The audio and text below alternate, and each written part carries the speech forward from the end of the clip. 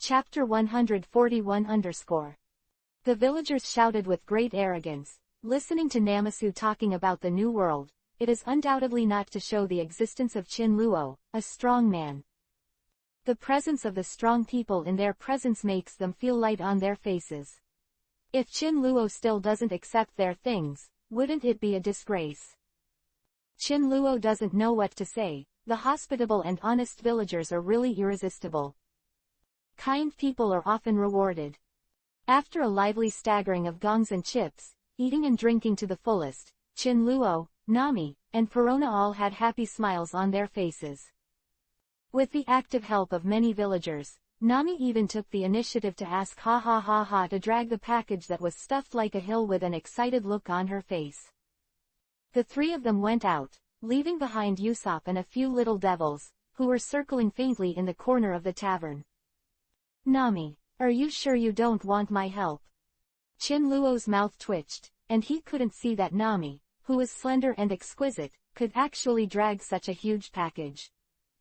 This picture feels like ants are dragging rice grains, which is extremely exciting. After wiping off the sweat, Nami's face flushed with excitement. It's all Bailey and food. How could she be willing to let go? Don't worry, Master. I will definitely keep these things for you, without any leakage. Nami vowed to say. Under the sunset. The golden afterglow spreads on the coast, and the whole beach becomes beautiful light gilding. Qin Luo walked in front of him with nothing but ease, and Nami followed behind, dragging the package like a hill dripping with sweat. Perona also looked helplessly and stepped forward to help. The picture is so beautiful, I can't bear to stare at it. Perona is also helpless to Jime's greed for money.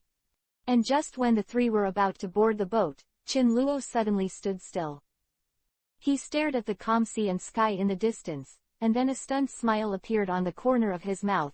You guys should move things to the boat first. I didn't expect business to really come to the door. Business. The two were stunned for a while. Qin Luo's figure was already moving quickly in the other direction of Syrup Village. Syrup Village, East Blue Shore. Usopp, who had just left the tavern in a very depressed mood, walked with three little devils doing nothing. A man of his age, why did that guy become a hero that everyone admired, while himself? A lie cloth, a careless little devil, a liar. Captain, look there. The green radish head suddenly screamed in surprise. Usopp raised his head feebly, his extremely frustrated eyes suddenly tightened, and a huge pirate ship sailed slowly on the originally calm and windless sea. There was a ferocious pirate flag hanging on it, and a large number of pirates were already sitting on the side of the ship excitedly, shouting with bright weapons in their hands. See, pirates! The pirates are here! The pirates are here, everyone! It's not good. The pirates are really here. Usopp, who reacted, was even more surprised, frightened, nervous, etc. His mood was extremely complicated, his legs were completely unresponsive, and he rushed towards Syrup Village frantically. Damn it! It looks like I have to teach you a lesson to make you remember what happens when you tell a lie. Usopp, I finally caught you this time. I want to make you look good. Do you still want to lie to us? Kid, you paid the price you deserved. ... The extremely nervous Usopp was quickly caught by the villagers who had just been drinking alcohol. These villagers were full of hatred in their eyes. It was not fun to play a prank like a wolf. Especially repeatedly, even the best-tempered villagers have reached their limit. Everyone, this time it's true. The pirates are really here. Let's hurry over, or they will rush up. Everyone. Usopp burst into tears and tried desperately to explain. Once the pirates come ashore, these villagers who are completely unprepared will definitely be slaughtered by then. It is not unheard of news that the bloodbath villages will be killed and burned down. But Usopp lied so much that the villagers present were even more angry when they heard this. Usopp, we won't be fooled again. Do you think you can still fool us? Where are the pirates? You only said that Qin Luo and the others were pirates in the morning, and now you're going to start this not funny joke again. Little bastard, let's have a feast. ... The villagers started to roll up their sleeves and prepare to teach Usopp a lesson in indignation, and the three little ghosts next to them were stunned and speechless. At this point, no matter how they explain it, it's useless. Everyone, everybody, don't hit me, everybody. What else did he want to explain, but Usopp was frightened by the fists that fell in front of him. His face was pale and he tightly covered his head. Stop. Suddenly a voice sounded, and there was no sharp pain from being beaten as expected. Usopp's eyes widened in amazement, and he saw a figure standing in front of him. The fists of the surrounding villagers stopped one after another, looking at the people in front of them in astonishment. Captain Chin Luo, you. Usopp murmured softly, unable to understand that the guy he hated and envied the most was blocking all his fists for him at this moment. The villagers' fists all fell on Chin Luo's body, but Chin Luo didn't even draw his sword. Captain, you are. Everyone, stop, don't hurt the captain. Captain, why help a crook? This bastard is in need of repairs. Ellipsis ellipsis ellipsis. ... Everyone quickly retracted their fists, puzzled and stunned. The pirates are here. The pirates are really here. In any case, please make sure everyone leave quickly. I'm going to stop the pirates. Usopp, who was stunned on the ground, suddenly summoned up his courage, gritted his teeth and begged Chin Luo, and then rushed towards the coast recklessly. Tears flowed, but Usopp's mood was unprecedentedly smooth. Coward, liar, liar. These titles are not important, as long as I can protect you, I Usopp. Fearless. However, just after he took 2 steps, he found that he had been lifted up, and his legs could not move at all. He turned his head and saw Chin Luo, who was looking at him. What are you doing? Put me down. I know you won't believe me. You won't believe me either. Pirates, let me resist alone. I'm dead. The more Usopp spoke, the more excited he became, tears streaming down his face, as if he had sacrificed his life for justice, and even he was moved by himself. Chin Luo was speechless, but he was really impressed by Usopp. Although he is open-minded and lies, but for this sake, he has the courage to resist alone, and he is not as weak as he imagined. Now that you have accepted the kindness of these villagers, today's wine and food should be your reward. Muttering in his heart, he put down Usopp, who was desperately struggling to die. Chin Luo looked at this guy seriously for the first time and said, I believe in you. 2. Chapter 142 The pirates have come ashore from the east, and you are ready to defend. As revenge for everyone's banquet today, I will block the pirates this time. Immediately, he threw the infinitely confused Usopp on the ground. With his toes a little, Chin Luo's figure swept away towards the coast as fast as a rabbit. Usopp was stunned. The 3 carrot heads were stunned. The villagers of Syrup Village were stunned. For a while, the entire venue was quiet, and everyone stiffened in place as if they had been hit by petrification. No one spoke, but stared blankly at the direction where Chin Luo disappeared. A long time. Finally someone responded. Pirates. Pirates are really here. Everyone. What the captain said must be true. Let's hurry up. Everyone keeps up. Let's hurry up and keep all the elderly and children from going out.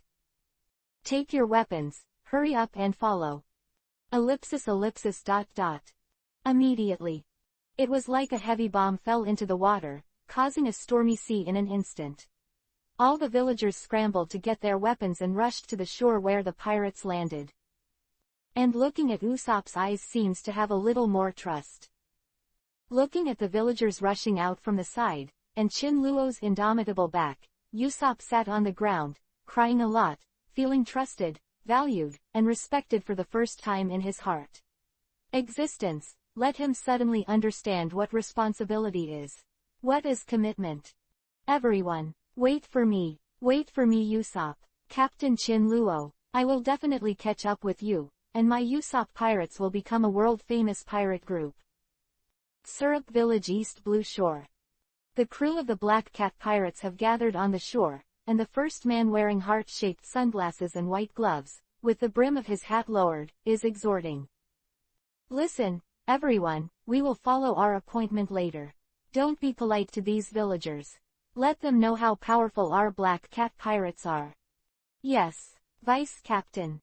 No problem, Vice Captain Django. The pirates present roared with excitement, waiting for more than 3 years, starting from the captain's plan that day. Everyone was waiting for the harvest, and now it's finally here. Okay, guys, it's your time to act. Give me. Django couldn't help showing a smug smile, and waved his hand to order the crew to attack, but his hand was raised high but suddenly stiffened in the air, staring at the distance in amazement. All the crew members were also stunned, and immediately looked in the direction of Deputy Captain Django. In the distance, I saw a bronze-skinned, handsome-looking young man striding forward, and behind him, a large number of aggressive Syrup Village villagers appeared, each holding a hoe and a shovel. Sticks, etc. Quote. The crowd was silent. Immediately, there was laughter. Captain Django, they are here to die. What a kind child, who brought the whole village, should we thank him? Captain, hurry up and order, my broadsword is already thirsty. The crew members roared excitedly. They were worried that going from house to house would be too much trouble. No, all of them are here, just to save everyone's time. Hold on. Django suddenly stopped. He looked at Chin Luo suspiciously. Because the young man in front of him is obviously different from the villagers behind him. The people behind him are either angry or fearful, and their faces are red and blue, but this guy in front of him.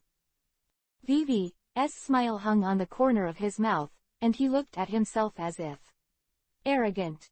Moreover, he inexplicably felt that the face of the other party was a little familiar, but he couldn't remember it for a while. Interesting guy, don't you know who's standing in front of you? He looked at Chin Luo in surprise, because he had already walked in front of Django, and the villagers behind him stood vigilantly in the distance, hesitating to go forward. You. Chin Luo shook his head. I don't know who you are. I only know who you will become next if you don't leave when I count to 3. Who? Django is puzzled. Dead man. Chin Luo said calmly, sighed, and counted carefully, 1. Quote. Django was silent, and so was the crew. Immediately after hearing the funniest joke in the world, they couldn't help but burst into laughter. Did you make a mistake? Captain Django, is he threatening you? It's really scary. How dare you threaten our black cat pirates? As expected of a young man. Chin Luo turned a deaf ear to the clamor of these crew members. The villagers in the distance were already terrified. Although they had just summoned the courage to resist the pirates, when they really faced these guys whose hands were covered in blood, their minds collapsed and their calves were spinning. 2. Chin Luo is still very serious, and the laughter around is even louder. A wave of his hand, Django looked at Tang Shen proudly, and the crew around him immediately quieted down. He habitually took out 2 shiny hypnotic steel rings from his pocket, and then smiled. Little guy, look here, seriously. It's clear. Captain Django's specialty is about to show up. Awesome, every time I see Captain Django hypnotized I get so excited. As expected of the captain of our black cat pirates, but why do I feel that my eyelids are so heavy? Me too.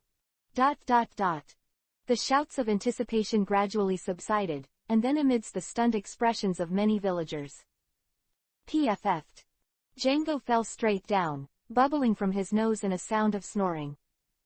And the pirates behind them also fell to the ground one by one, snoring. Chin Luo. Villager A. Villager B. 3. It seems that you chose to be dead, but this Django saved me a lot of work. Hypnotism is terrible. Chin Luo helplessly shrugged his shoulders. The opponent in front of him was knocked down halfway by Django, and there were still some good guys left. Captain, how did you fall asleep? Damn it, he must have done something to make our captain fall asleep. Lord Budge, Lord Sam, get rid of this guy quickly. The crew members who reacted suddenly became anxious, and their captain actually knelt when they met. This is not scientific. The two figures, one fat and one thin, quickly emerged from the crew passing out, standing in front of Chin Luo. It was the Bougie and Sanji they were talking about, the cat brothers. Fat Bougie had sharp cat claws, black and red striped pants, and a white cape, while Thin Sam had green hair and thick mascara, looking at Chin Luo with a grin. "It's scary, I don't have the habit of wanting to be your opponent," said Sam timidly. "HMPH. Leave it to me, I can hit 10 of this kind of kid with one hand." Fatty Butch was already humming, and he grabbed at Tang Shen with a claws. The sharp cat claws ripped through the air and made a harsh rubbing sound. The crew members were even more excited and screamed, "Kill this kid, Lord Bourget. Let him see how good we are. Tear this kid in half. Ha ha ha, Lord Bourget is amazing. Chapter 143 Shaking his head, the Catman brother in front of him was already hard to get into Chin Luofa's eyes, but Vivi turned sideways and Bougie grabbed it. Huh. Bougie looked at Chin Luo, who suddenly moved a step away, in amazement. His cat's paw fell on the ground, making a hideous claw mark. Did you just get dazzled? So fast. But he is also the leader of the Black Cat Pirates, but he was actually avoided by the kid. It's too embarrassing to be in front of everyone. The fat cat, Bougie, who was embarrassed and angry, let out a low growl, his arm muscles bulged even more, and the cold light surged on his claws. This time he used a real trick. 2 incomparably sharp claw marks grabbed towards Chin Luo. This grasping can definitely catch the human body and wear it. But when Bougie made his move, the skinny Sam, who had always been timid, moved in an instant. He quickly circled behind Chin Luo and made a stabbing attack that was almost imperceptible, with 5 claws close together and sharp claws. Straight to the heart of Tang Shen. The ferocity in those ferocious eyes skyrocketed, as if he had seen Chin Luo's heart being pierced. "Be careful." The exclamations of the villagers came from behind. Chin Luo and Vivi narrowed his eyes, just as the attack by Budge and Sam was about to fall. Swish. With a sudden kick on the ground, the bodies suddenly jumped up, and the two cats fluttered in the air at the same time. Before they had time to turn over and fight again, they only heard a dull falling sound, and the expressions of the two cats changed drastically in an instant. Bang, underscore. There was a loud bang, followed by the eerie sound of bones breaking. Everyone just felt a flower in front of them, but Bougie and Sam seemed to be smashed by an alien object. The two of them became strings together, smashed to the ground, and smashed the hard ground deep into the ground. The depression. Blood splattered, dust splattered. After seeing the figures on the backs of the two of them clearly, everyone present couldn't help but their pupils suddenly tightened, and they gasped. How is this possible? Lord Bourget. Sir Sam. OMG. The pirates exclaimed. In their field of vision, the so-called Lords Budge and Sam were actually pierced through, and the sword that pierced them was Chin Luo's long sword, the unsheathed long sword. Kill you guys and dirty my sword. Slowly pulled the sheathed long knife out of the two of them, blood flowing and scarlet. Chin Luo's face still had Vivi's smile on his face, and he didn't even blink his eyelids during the whole process. Seeing the movement, it seemed as if he was already eating and drinking. The audience was silent. The two most powerful leaders of the Black Cat Pirates. So gone. Looking at the two people who were completely dead, the pirates present were all messed up in the wind. And the villagers who rushed over were even more drooling, their eyes filled with disbelief. Too strong. Is this his strength? Is this the one who returned from the New World? It's too strong. The villagers of Syrup Village murmured absent-mindedly, and Usopp's eyes widened in disbelief. Then, the rest of you. With a smile on his face, he looked at the confused crew members around. Chin Luo's eyes were as pure and harmless as ever. No one dared to speak, but Chin Luo looked at him, as if he was poured over his head by a bucket of ice water, and it instantly cooled from the top of his head to the soles of his feet. Heartbroken, and some of them were even paler, trembling all over. Guru. Kuang Yin spit. The pirate looked at Chin Luo and then at the knife in his hand, and immediately roared, "Mad! He is only one person. What are you afraid of? Let's kill him together." "Yeah, a kid, could he beat more than 100 of us? Everyone, kill him to avenge Booch and Lord Sam." "Ah, hoo. ... After recognizing the fact that Chin Luo is only one person, evil grows on the side of courage. All the pirates roared in anger, and one by one, they took up their weapons and roared to attack. "You guys just stay behind and watch." Chin Luo instructed the villagers behind who were frightened with weak legs. Chin Luo went straight to meet him with one sword and one sword. Sometimes, quantity doesn't solve the problem. With a chuckle, the figure has been transformed into a phantom and swept out. Bang bang bang bang bang. The terrifying cracking sound was continuous. As long as Chin Luo passed by, these pirates all wilted and fell to the ground as if being blown by the wind, and what was shocking was that they had all lost their life and their vertebrae were broken. Become a corpse. Just 10 seconds. The most unforgettable 10 seconds of everyone in the entire Syrup village. The pirates, who were still shouting and aggressive, all fell to the ground at this moment, without a sound. Looking around, Chin Luo was the only one left standing quietly on the empty beach. The long sword was still unsheathed, but the scabbard had been dyed blood red and dazzling. The smell of blood spreading in the air completely covered the smell of seawater. The sea breeze was blowing, and the smell of blood was blowing. And Chin Luo, who caused all this, did not have any blood on his hands and body. He was elegant and gentleman. Like a devil. These, cute coin, villagers are even more stunned. If killing the two cats just now is an admiration, or envy for Chin Luo's strength, then now. Only the most intense from the deepest heart, awe.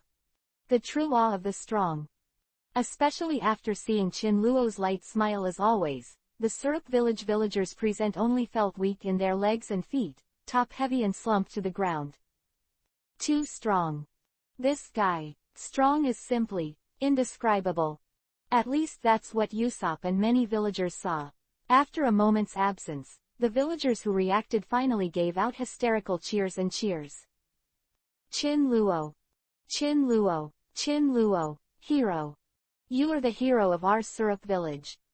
The villagers cheered excitedly. For them, these pirates burned, killed, looted, and murdered women, children. The cruelty of the methods was absolutely indescribable. Hearing the cheers like a tsunami, Chin Luo sighed softly. In this world, it's really not easy to be a pirate. These pirates are not even small fish. After all, they are just a black cat pirate group of East Blue. At this time, Chin Luo, Vivi Isho, looked not far away. In that direction, a slender man in a suit and leather shoes was walking slowly, with an extremely cold expression. Clahador. Mr. Clahador, you are finally here. Great, Mr. Clahador is finally here. Quote. ...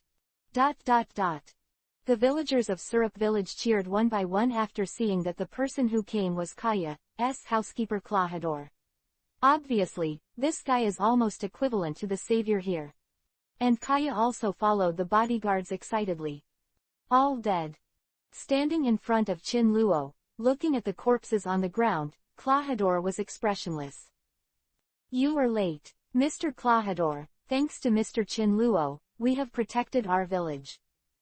Yes, Mr. Clahador, you don't know how powerful Mr. Chin Luo was just now.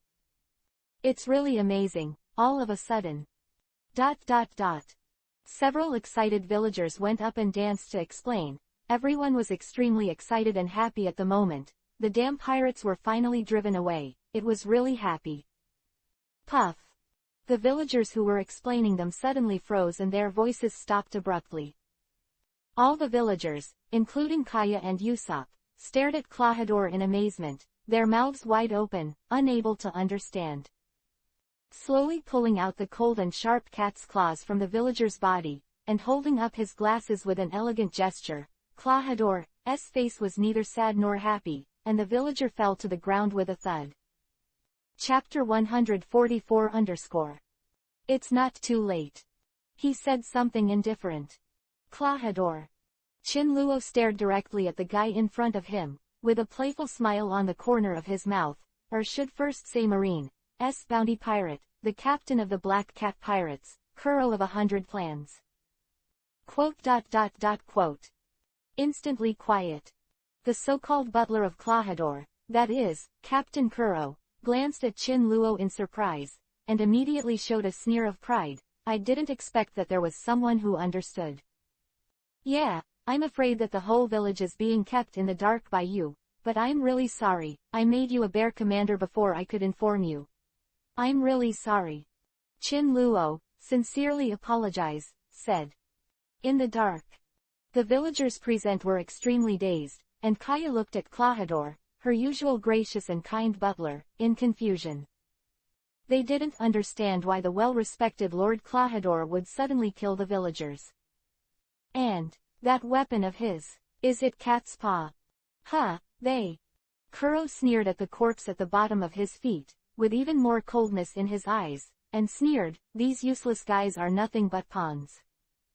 Klahadore, what the hell is going on? You tell me. Kaya suddenly spoke. The other villagers came back to their senses and asked questions one after another. Mr. Klahadore, why did you kill them? Tell us, Mr. Klahadore. Could it be, what Mr. Chin Luo said is true? Looking at the dazed villagers in front of him, Kuro's smile became more and more serious, and finally turned into a big laughter. Ha ha ha of course, what he said was right. I am the pirate that Marine offered a bounty, the captain of the Black Cat Pirates, Kuro of 100 Plans. Laughter fell, and Kuro seemed to be talking to himself. 3 years ago, I started the layout. In order to obtain your wealth, Kaya, I spent 3 years getting along with you lowly villagers and gaining your trust. Then, in the pirate attacks, I took Klahadore's popularity as pushed to its peak. According to the original plan, this pirate attack will loot the entire village chief, and I, Klahadore, as a legitimate ordinary person, will inherit all the wealth of you, Miss Kaya, and live a peaceful life. Rich life. Diaresis. Listening to Kuro's words, the villagers subconsciously grew their mouths, unable to believe or accept all this. The beloved Mr. Kuro turned out to be a bounty pirate with heinous crimes. It completely subverted the acceptability of these villagers, and Kaya was also at a loss and disappointed. Quote. Ha ha ha, I have kept this secret for 3 years, do you know why I told you? Because, you will be the only people in this world who know my secret, and you will be the one who will replace it. I keep these secrets. In hell. The laughter gradually turned into a hideous smile. Kuro slowly took out the other hand from the pocket. The sharp and hideous cat's claws were shocking, elegant and strange, holding the glasses with the palm of his hand.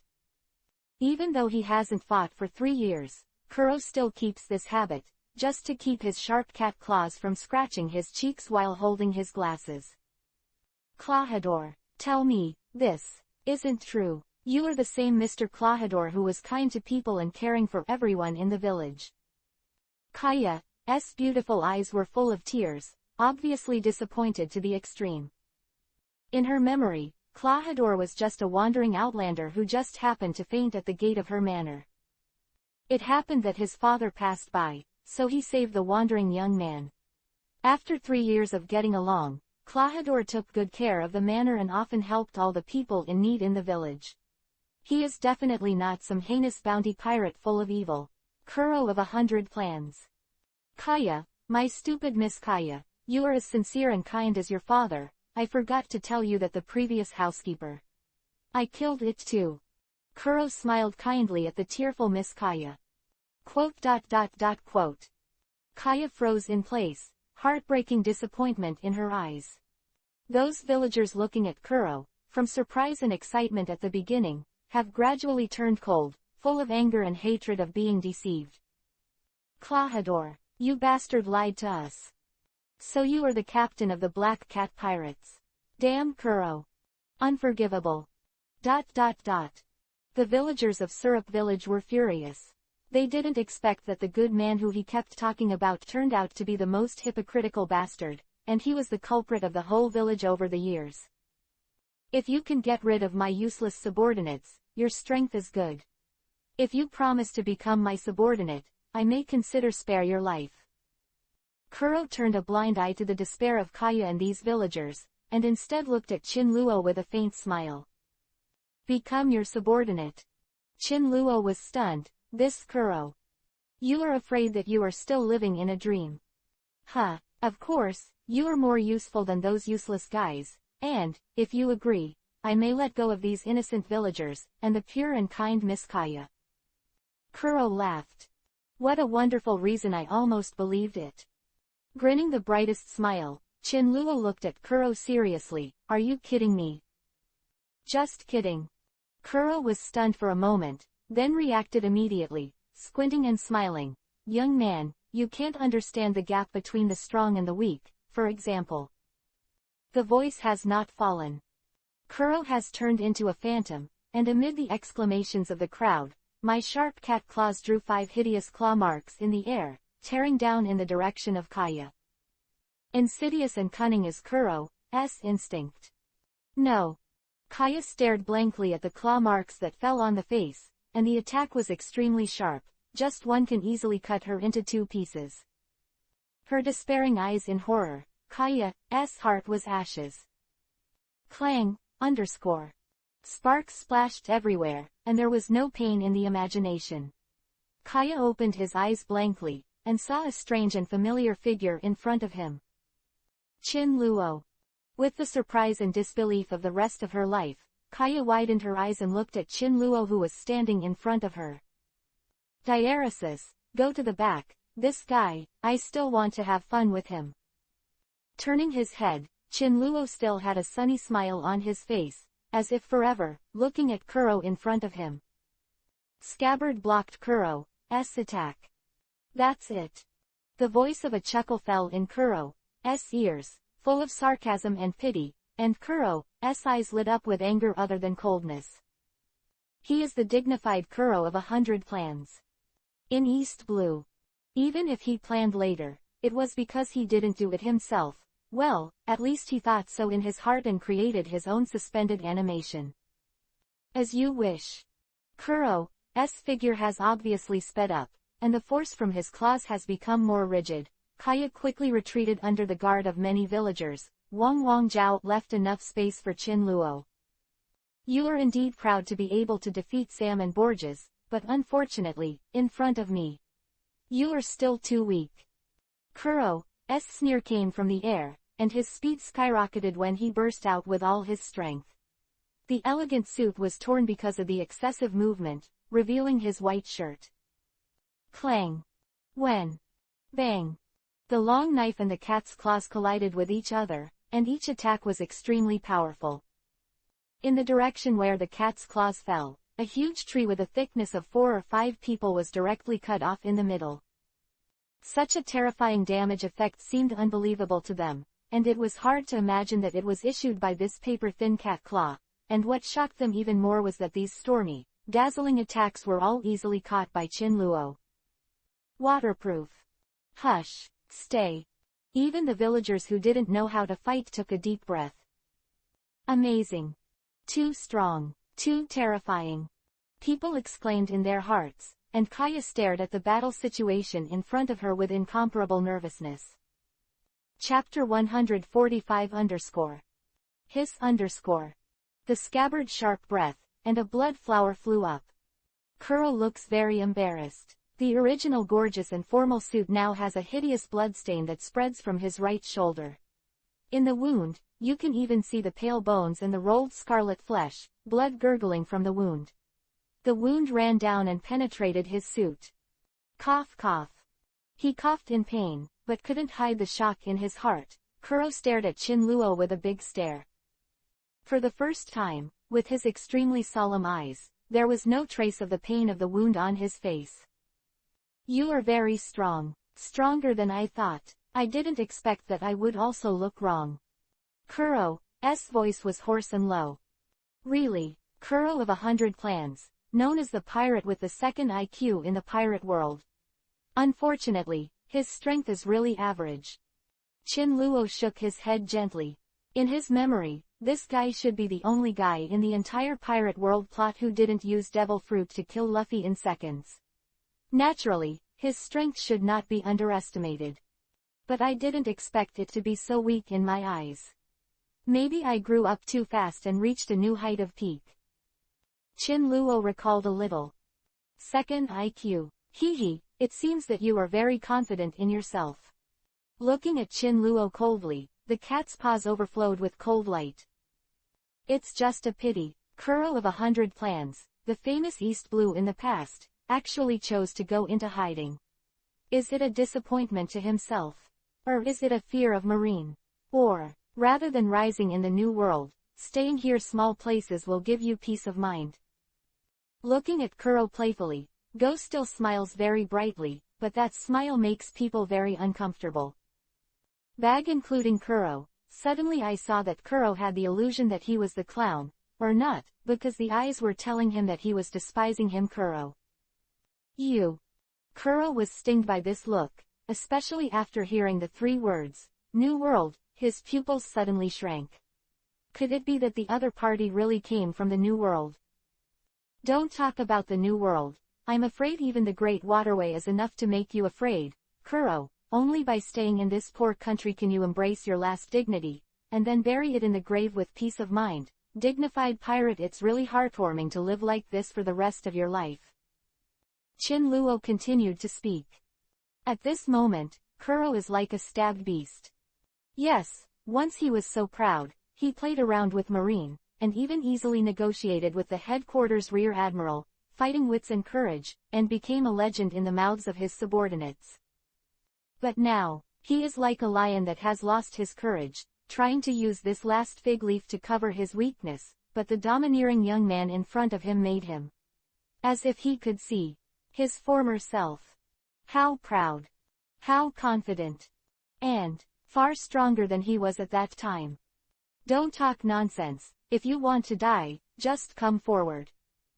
Chin Luo stared straight at Kuro with a very serious and calm tone. Up to now, the task of the system has not been sounded, and it seems that there is no game. There is a trick CGAC which is so fast that I can't control it myself. You must have the consciousness of death. Spoon. Growl. Kuro's expression became stiff. His arms fell like puppets, swaying with the wind, and the whole person staggered even more when walking, as if a gust of wind passed by and would fall. The surrounding villagers all looked at Kuro blankly, not understanding what the hell this guy was doing. These villagers were puzzled for 1 second, the next. Kuro's figure had disappeared from their field of vision, and everyone was even more dazed. Disappeared. What about Kuro? Why is it gone? But Chin Luo was still indifferent, and the light that made him unable to look directly poured out from his eyes, making it painful to see. Is this a spoon that can kill hundreds of people in one stroke? Memory. Kuro once used this move to kill a boat of Marine, and even killed his own crew, because the speed was too fast, completely exceeding the speed of neural reaction, and he didn't even know who he killed, so this trick is rarely used. Unexpectedly, Kuro will use this trick on himself. Really looking forward to it. Vision. In Chin Luo's eyes, Kuro's unparalleled speed is like slowing down 100 times and slowing down, not worth mentioning. Kuro's speed cannot be captured by the naked eye. At least in this place where no one knows about observation hockey, it is absolutely impossible to defend, and the only way to resist in vain is to rely on the instinctive response of the body.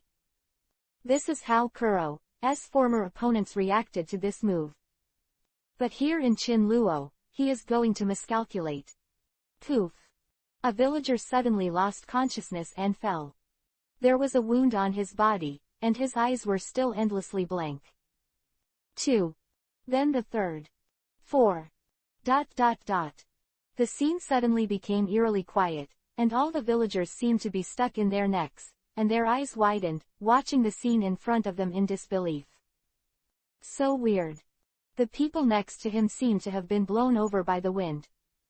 It's a picture so bizarre that people want to vomit blood, and the creepy fear spreads in my heart.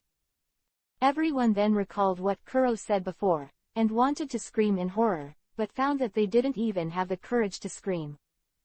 After a silent death, Kaya's face was pale, and her beautiful eyes were full of heart-wrenching despair. Gia. Kuro's savage laughter came from the wind, and he couldn't even see who he had killed. The sharp cat's claws cut through the air and made a slight low-pitched sound, and blood was spreading. Chinluo stood motionless, his eyes fixed on the void in the distance. Suddenly, his pupils shrank suddenly, and the long sword in his hand was even brighter. Huo ran cut out. You lost. Accompanied by a muffled sound, the originally empty air suddenly shot out blood flowers, and there was the sound of steel breaking. The 5 cat claws were cut off by Chi Shushu, and Chinluo slashed Kuro's shoulder with a sword, pulling down heavily, hissing to the extreme, and slashing out a ferocious wound.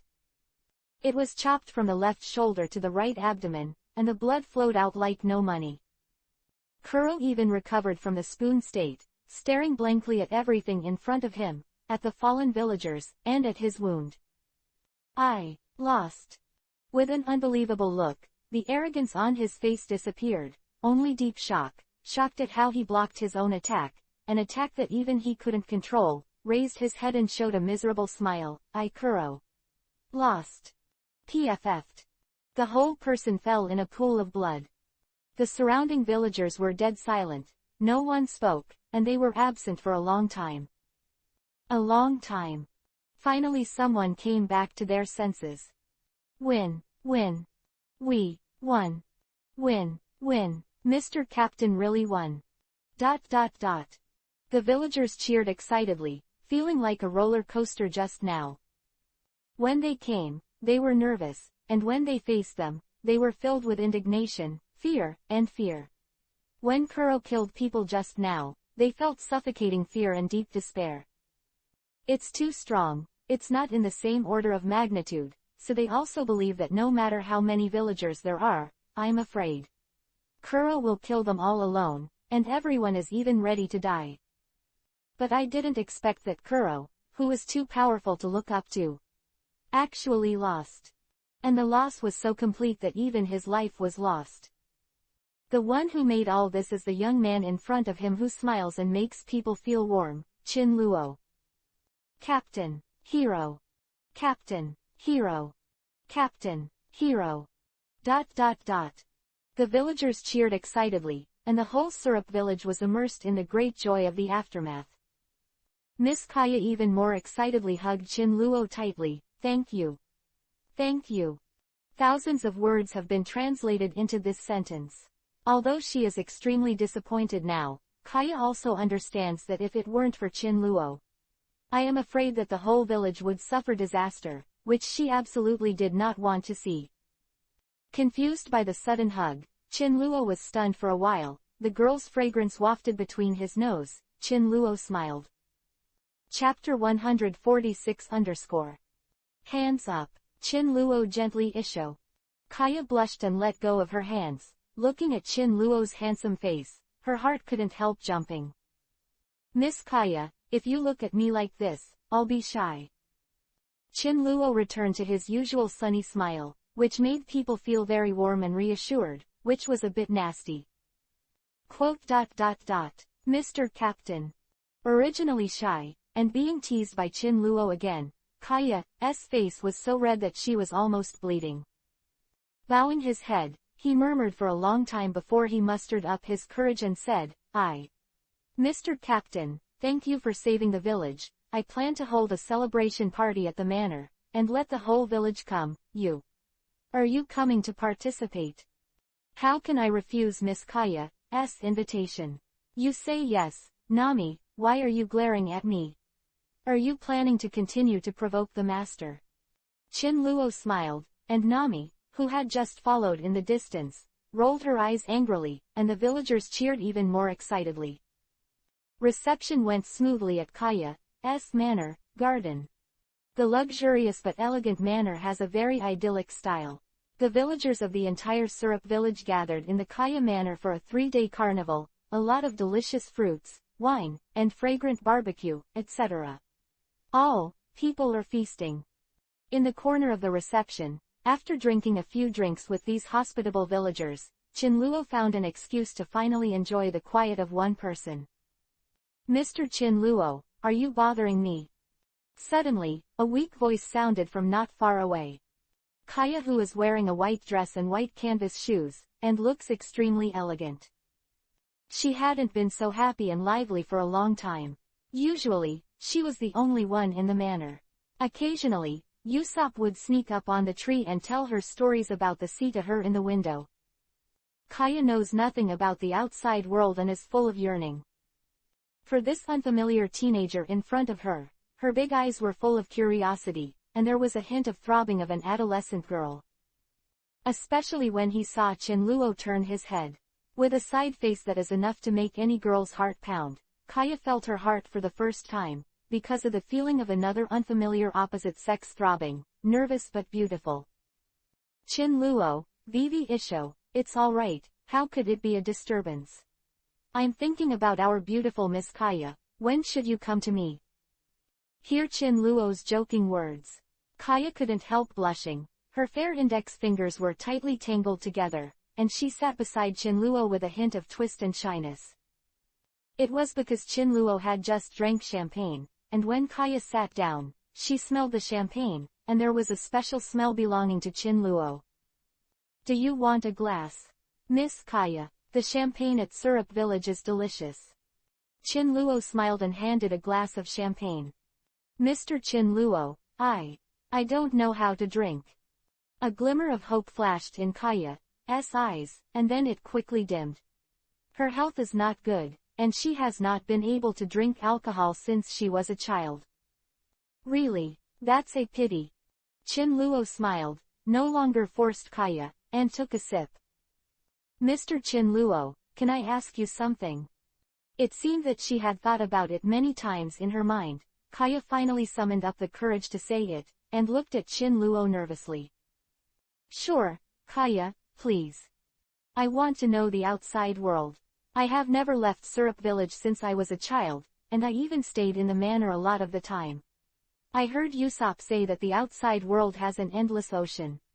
And that will eat people. Captain Pirate, there is even a squid bigger than a mountain. As Kaya spoke, her pretty face gradually revealed a radiance of excitement. Perhaps only when she talked about these things, she would show such a look of anticipation and longing. Chin-luo smiled. Usopp, a braggart, can really make up stories. Nodded towards Kaya and said with a smile, the outside world is very exciting, not only with these squid bigger than a mountain, but also the endless sea of flowers. There is even a distance that can carry people in the sky. And there are giants taller than houses. As Chin-luo continued to speak, the brilliance in Kaya's eyes became more and more intense. In the end, the pale and pretty face showed an excited blush. A pair of small white hands unknowingly grasped Chin-luo's arm. When Chin-luo told the wonderful and bizarre stories outside, he was even more nervous and subconsciously exclaimed. At this moment, Chin-luo is like a strange uncle who sells girls in exchange for fake packages. Miss Kaya, want to go out and sail together? Go and see this vast world. Chin-luo's sudden words made Kaya stunned. There was surprise on her pretty face, but it was quickly replaced by loss. My health has always been bad. Since my father passed away, I have been staying in the manor and sailing on the sea. I am afraid it will become a burden for you. Although he really wanted to see this vast world, Kaya knew that his body could not bear it, such a heavy dream. The outside world she wants to understand can only be heard from other people's mouths and constructed with her own imagination. If possible, How Kaya wished she could go out and take a look at the world. Why not? As long as you want, I will take you all over the world. Chin Luo smiled. Really? Looking at Chin Luo in disbelief, Kaya's eyes were full of surprises. Of course it's true. I must keep my word when I do things. I'll make your body feel better.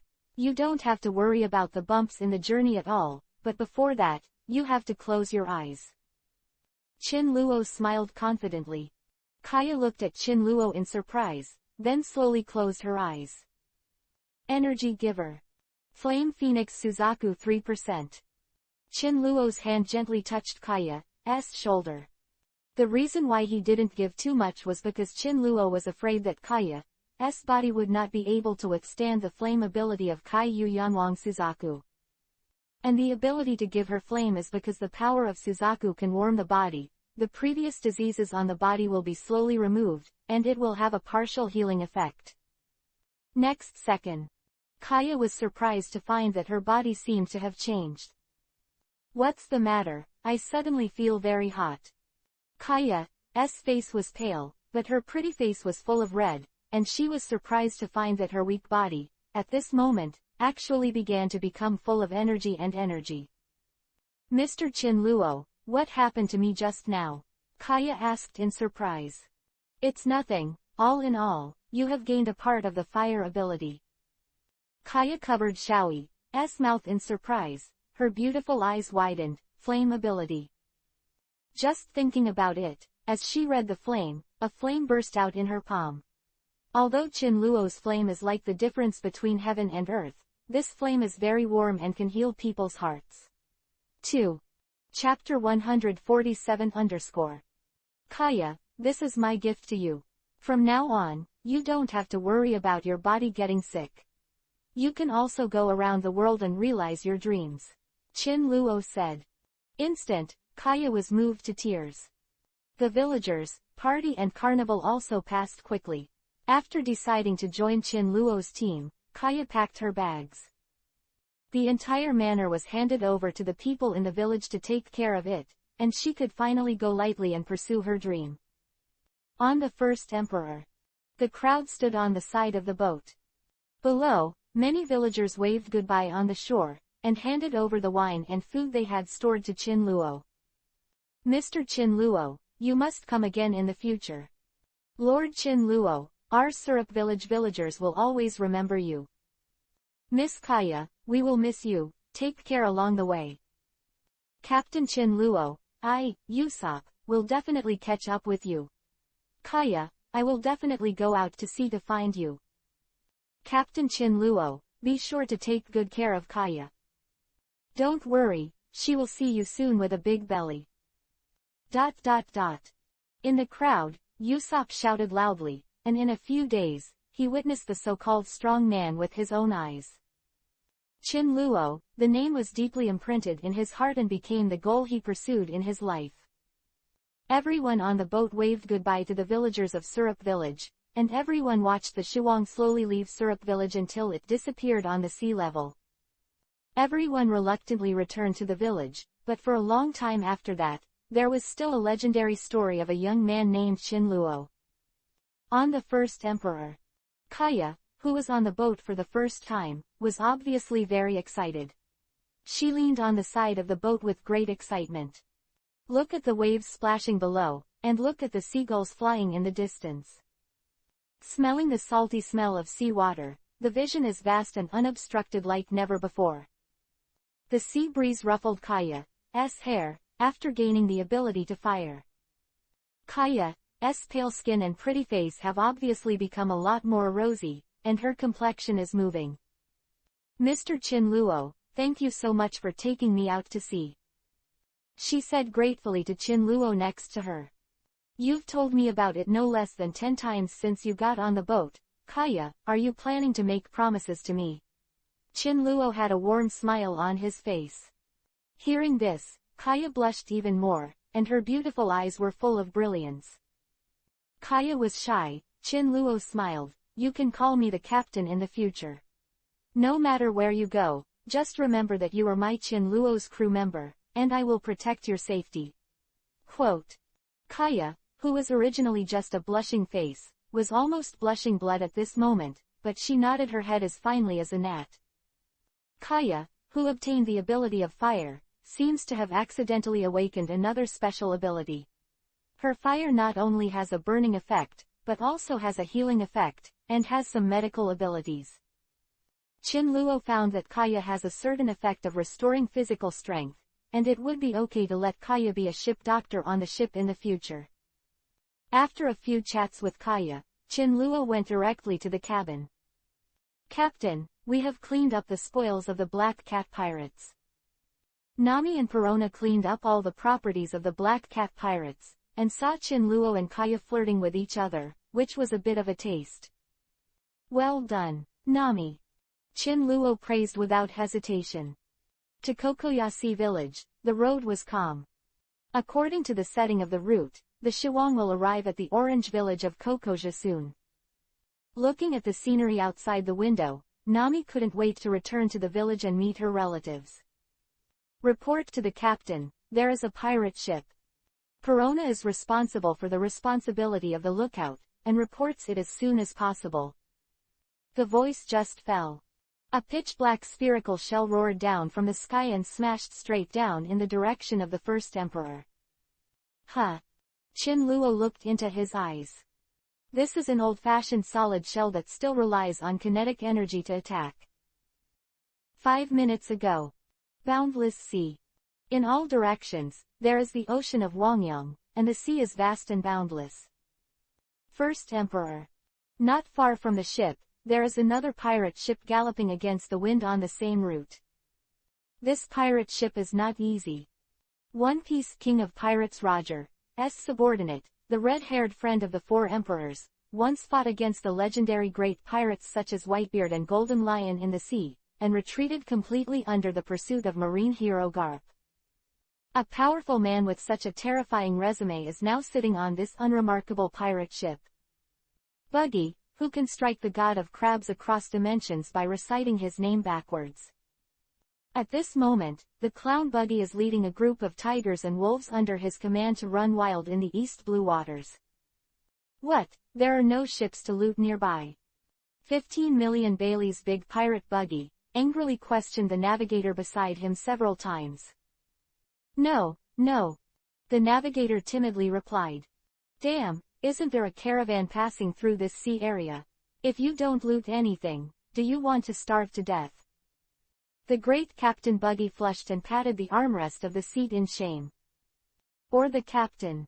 The vice-captain of the Buggy Pirates, Moji, known as the Beastmaster, couldn't help but suggest. Captain Buggy, shall we give up this time? It's a waste of effort to search aimlessly like this. Buggy pondered, a big red nose bulging out of anger, and it was extremely comical. Captain Buggy. Just when Buggy hesitated, the lookout standing on the mast suddenly shouted excitedly, there is a ship coming. It still looks like a pirate ship. Oh. Buggy's eyes lit up, and he instantly used the superpower of splitting devil fruits, allowing his head to fly up from his body for 7 or 8 meters, until the high observation bin didn't stop. The lookout pointed in one direction, and curiously set up a telescope for Buggy whose head was hanging in the air. It's there. Buggy also clearly saw the first emperor from the telescope. That luxurious ship must have a lot of treasure on it, so he couldn't help but grin. Ha ha ha. Go. The chief of staff of the Buggy Pirates, Kabaji, a third-rate swordsman known as Hui, immediately asked. Is it a gang fight or a long-range artillery bombardment? Buggy laughed horribly. It's all about blasting the fuck with a cannon. Chapter 148 _ Buggy waved his hand imposingly again, and ordered to Deputy Captain Moji. Second Captain. Pull out Lao Su's big Buggy cannon. Unlike the low-end solid shells used by ordinary pirates, the Buggy shell is a high-explosive shell carefully developed by the clown Buggy. When it was fired, it shattered. Go on. Buggy proudly waved the sword in his hand, and directed his pirate minions to continue firing. Boom. The shells resounded with a deafening roar, spraying towards the first emperor like a wolf like a tiger. Just when he thought he had successfully bombarded the opponent's ship. But in the next second, a azure blue light film surged on the surface of the first emperor, forming a protective barrier, wrapping the hull of the first emperor together. Resist the cannonball attack. Boom. Produces thick smoke. To go away. However, it was found that the first emperor was intact and unharmed. The people on the boat only felt a slight sway, as if the brakes were 26 times, and they were slightly tilted forward. Seeing that the Shuang was hit, Buggy didn't see the result. He believed that the power of his shells could definitely smash the opponent's ships. Buggy smiled smugly. Boys, get the boat over there. Yes, Lord Buggy. The scoundrels also shouted hard after getting the order. What they liked most was this kind of effortless tailwind. The ships of the Buggy pirates began to quickly approach the Shuang. Why didn't you see any damage? Chief of Staff Kabaji felt something was wrong. It stands to reason that it is impossible for ordinary ships not to be damaged under the shelling just now. It doesn't matter, this proves that the defense of that ship is good, and it can be hijacked and used by myself. There was already uncontrollable greed in Buggy's eyes. The pirates were immediately excited. But they haven't acted yet. The target they want to rob is to actively appear in the bow. You're just trying to blow up and sink my ship. That's right. The clown Buggy was complacent about his masterpiece, then laughed and said. The one who beats you is the great Lord Buggy. Buggy. Hearing this familiar name, Chin Luo couldn't help but stunned Vivi. Chin Luo focused his attention on the man dressed as a clown, and couldn't help but said the most conspicuous mark on his face. Big Red Nose Buggy. You. Buggy was instantly ignited like a dynamite keg. Who are you calling the Big Red Nose? Chin Luo was a little embarrassed, but he forgot that the character Buggy hated most was his prominent red nose.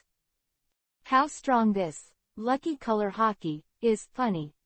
So Chin Luo simply opened his mouth provocatively and scolded. It's you, the red-nosed clown. Who? Buggy's throat suddenly burst into heavy gasps like a bellows, and finally yelled out in anger. Damn, kill them for me. The short-lived trash talk came to an abrupt end, and the pirate minions of Delling swarmed up, wielding long knives and daggers. But most of the pirate captains have a bad problem. When fighting, they generally do not take the lead by themselves, and always send their minions and cadres to deal with the incoming enemy. Such an approach may be to exercise the ability of his subordinates, it may be to kill the strength of the opponent, it may be to test the strength of the enemy, or it may be to show the honorable status of the leader of the regiment. The reasons are unknown to outsiders. Buggy the clown chose the same strategy. Buggy blew the horn of battle with one hand, but he sat back leisurely on the wide captain's seat that belonged to him, and then admired the performance of his men from a high place. Kabaji and Deputy Captain Moji, who were dispatched by him, also carried forward this tactic perfectly. They also stopped the attack leisurely and drove the lower-end minions to deal with Galen. The tasks are pushed down level by level, and the hard work is completely contracted by a group of low-level laborers who have no ability, no status, and low wages.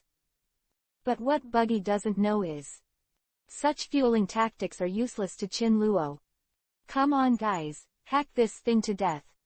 The miscellaneous soldiers swarmed up and slashed wildly at Chin Luo, who appeared strangely on the board. Buggy is known as a clown, and his men are also curious. Unicycle swordsmen, animal trainers, tightrope walkers, knife throwers. All kinds of acrobats are available. It looks like a well-configured circus. But no matter how funny they look, they are still a real pirate group. Murder and robbery are commonplace, and violent extortion is a routine business. The bloodbath with peers is also a sideshow every year. Every miscellaneous soldier is a real pirate who has seen blood. Therefore, when these gangsters swarmed up and shot at Chin Luo with anger, they couldn't help showing the ferocity that was going to kill the other party. So when a group of pirates came around like eating ants and wanted to take advantage of the victory to take down Chin Luo's head, who was shot and fell to the ground, Chin Luo suddenly raised his head and gave them a malicious, warm, smile. I am really bothering you guys. Get some sleep. Hum.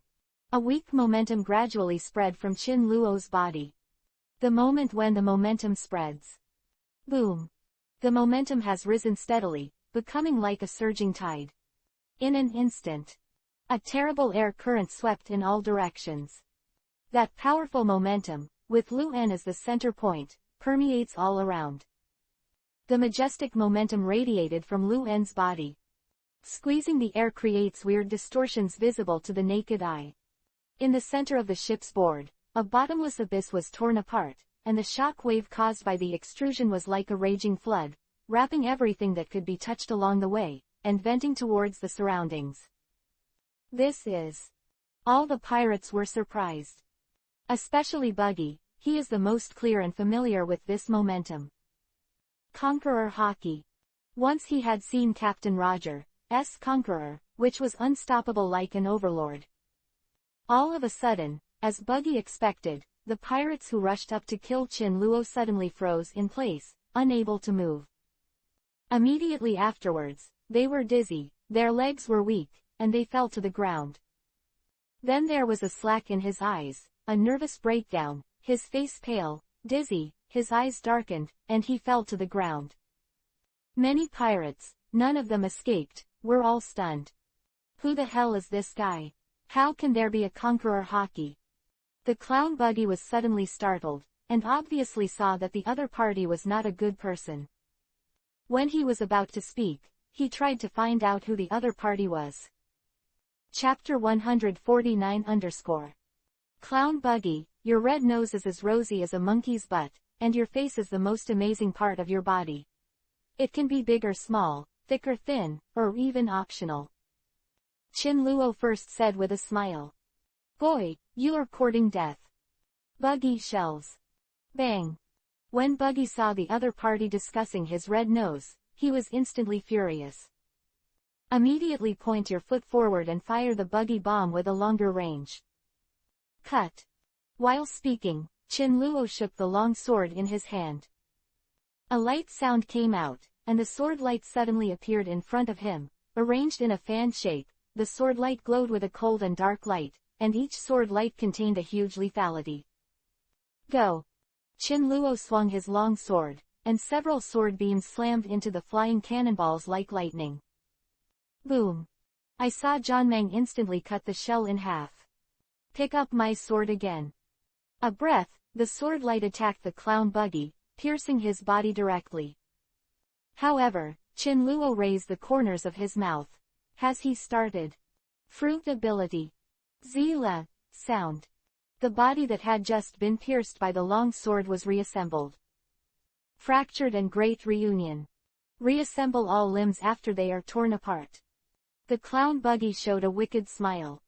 Split people, the body can be split, and each part of the body can be controlled to fly to attack the enemy, but the feet must be on the land, and the other parts must be centered on the feet and controlled within a certain range. Not afraid of the slash of the sword or sword, and the armament hockey can also be ignored directly. Slash has no effect on it. That's the power of the split fruit. Do you think I can't kill you? I just want to kill you. While speaking, Chin Luo swept away his sword light and rushed towards Buggy the clown with his sword. Clown Buggy's splintered fruit has an Achilles heel, which is the fear of a blunt weapon attack. If it hits one part of the split, it will feel pain elsewhere, because the body's sensations are shared. This is still method 1, and method 2 is that Chin Luo splits the boat in half with a single sword, and makes Buggy the clown fall directly into the water. After all, those with devil fruit abilities are most afraid of seawater. But Chin Luo still wants to play first. In front of the clown Buggy, the long sword in his hand shakes out a sword curtain, and his head is under the cover of Buggy, sealing the space of more than 10 meters in radius. The clanging sound was incessant, and it seemed that someone was flicking the pipa in the void, and the sharp sound of breaking through the air came swish. A chain of tiny sword energy visible to the naked eye crisscrossed, wrapping the Buggy round and round. Fractured flying knife, diaresis. The cold light flickered. Buggy the clown continuously attacked with knives in a small area. The attacks of the two collided, and there was a loud bang in the air, and Buggy the clown's flying knife was smashed directly. But soon, it started to assemble again. Just that there was an unbearable pain on Buggy's face. This, Chin Luo's sword energy. It's too sharp. The beheadings again and again made his face distorted. It hurts. Chin Luo gently issued and shouted, "Come again." The long sword rolled, and the remaining sword energy actually gathered together, condensed into the appearance of a long sword, and slashed down at the clown Buggy. Fractured and emergency escape. Clown Buggy was scared this time, and didn't dare to resist Chin Luo's sword chi. When he was about to be attacked, he was torn apart and escaped. The figures of the two are intertwined. Chin Luo is in charge of teasing and chasing, and the clown Buggy is in charge of fleeing. "Wait, let's talk about." The clown Buggy hurriedly shouted while dodging. "Oh, is there anything you want to talk about? You weren't like that just now." Chin Luo smiled, but still stopped attacking. "In this way, I surrender. I, Buggy, have eyes but don't know Mount High. Please be merciful, let's go our separate ways." The clown Buggy moved her red nose and laughed. Chin Luo shook his head. "If you want to fight, if you want to vote, how can you do it as you want?" "So you say." Seeing Chin Luo's rejection, the clown Buggy narrowed his eyes. Bang! Suddenly, just behind Chin Luo, a sword technique full of flames killed Chin Luo. In an instant, Chin Luo's position caused a burst of smoke. Did it work? The one who launched the sneak attack from behind was a man with hair covering his left eye, wearing a scarf and a cape. It was Kabaji, the chief of staff of the Buggy Pirates, a vile, insidious swordsman. The trick he attacked just now is called the Flaming 100 Top-Spinning One-Round Thorn. Jung. Suddenly, a loud sword cry came out. A sharp momentum spread out from the dust mist. Chin Luo walked out slowly. The whole person was like a peerless long sword. The energy outside the body was swaying, and the momentum reached the peak in an instant, and the long hair was automatic without wind. "It wasn't a good chat just now, what's going on?" Chin Luo looked at Kabaji and Buggy, and while they were talking, step by step, he walked towards them calmly. How is it possible? That blow just now can't cause any damage to him. Every step Chin Luo took, the two began to panic. Putting two fingers together, turning them into swords, the sword glows on the fingertips, Chin Luo shouted, "Diaresis kill." A flashing arc of sword light shot out from his fingertips, and Kabaji was about to turn around and flee. However, before running a few meters, a fierce murderous intent attacked above his head. With a crackling sound, Kabaji's neck was broken, and his head was limply tilted to the side, without life. The moment Kabaji died, the clown Buggy next to him almost urinated. Even if he had the torn-apart fruit to assemble it, the scene just now gave Buggy a psychological shadow. "It's horrible, Mama, I want to go home." "Captain Roger, I'm going back to your ship." Chin Luo's sword. Buggy only felt a flicker of cold light. Clown Buggy's body was instantly cut into 3 pieces and split open. Ah! The clown Buggy started a new round of assembly, and his spirit began to gradually collapse. Fractured car. Buggy's body consists of a car Wangwangjiao, shaped with wheels moving at high speed. Yes, he wants to run away. Can't beat it, can't I run? But before he drove a few meters, the clown Buggy felt a sudden enthusiasm behind him. Immediately, a cold voice sounded behind his head, "Are you leaving?" The clown Buggy's face changed abruptly, and he was so frightened that he hurriedly turned his head and looked back. Chin Luo chased after him. And behind him, there are a pair of dazzling and burning fire wings. The wings are waving, like a dapeng, invincible. "You can fly." The clown Buggy was inexplicably horrified. He never thought that a person could grow wings behind his back. Just after spitting out a syllable, Chin Luo quickly rushed in front of him, and his sword ripped apart him again. What do you want? The clown buggy is about to be driven crazy by Chin Luo. There are many ways to kill him, but Chin Luo insisted on abusing him like this. Chapter 150_. At this time, Chin Luo had teased enough. Hey, it seems that the lucky attribute of the clown buggy is not working. The buggy pirates are now completely wiped out. At this time, the first emperor's number also gradually opened.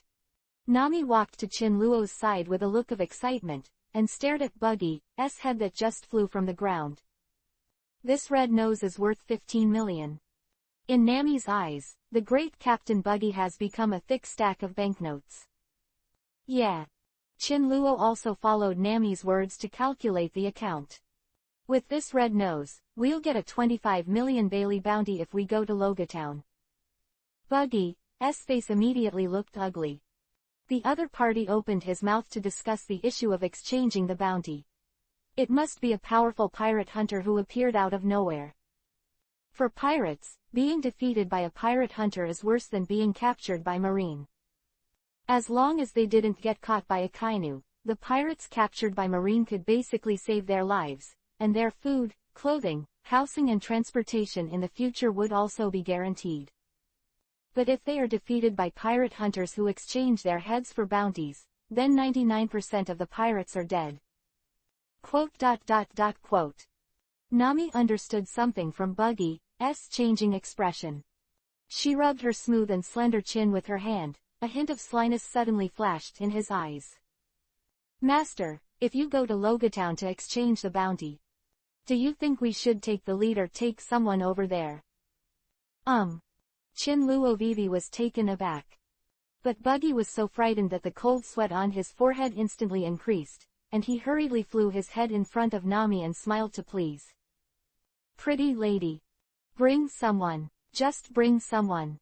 My reward order says dead or alive, even a living person can exchange for a reward. Oh. Nami's pale orange pupils gradually gave birth to a dangerous meaning. Sending a live pirate in exchange for a bounty is a big risk. This potential loss, who should bear? Nami's dangerous and icy voice echoed in his ears, and Buggy suddenly felt like he was being grasped by a greedy demon. He frowned tightly, a big bright red nose kept moving. Finally, Buggy shouted as if he had made some difficult decision. I still have 1 million Baileys worth of treasure hidden on my ship. 1 million.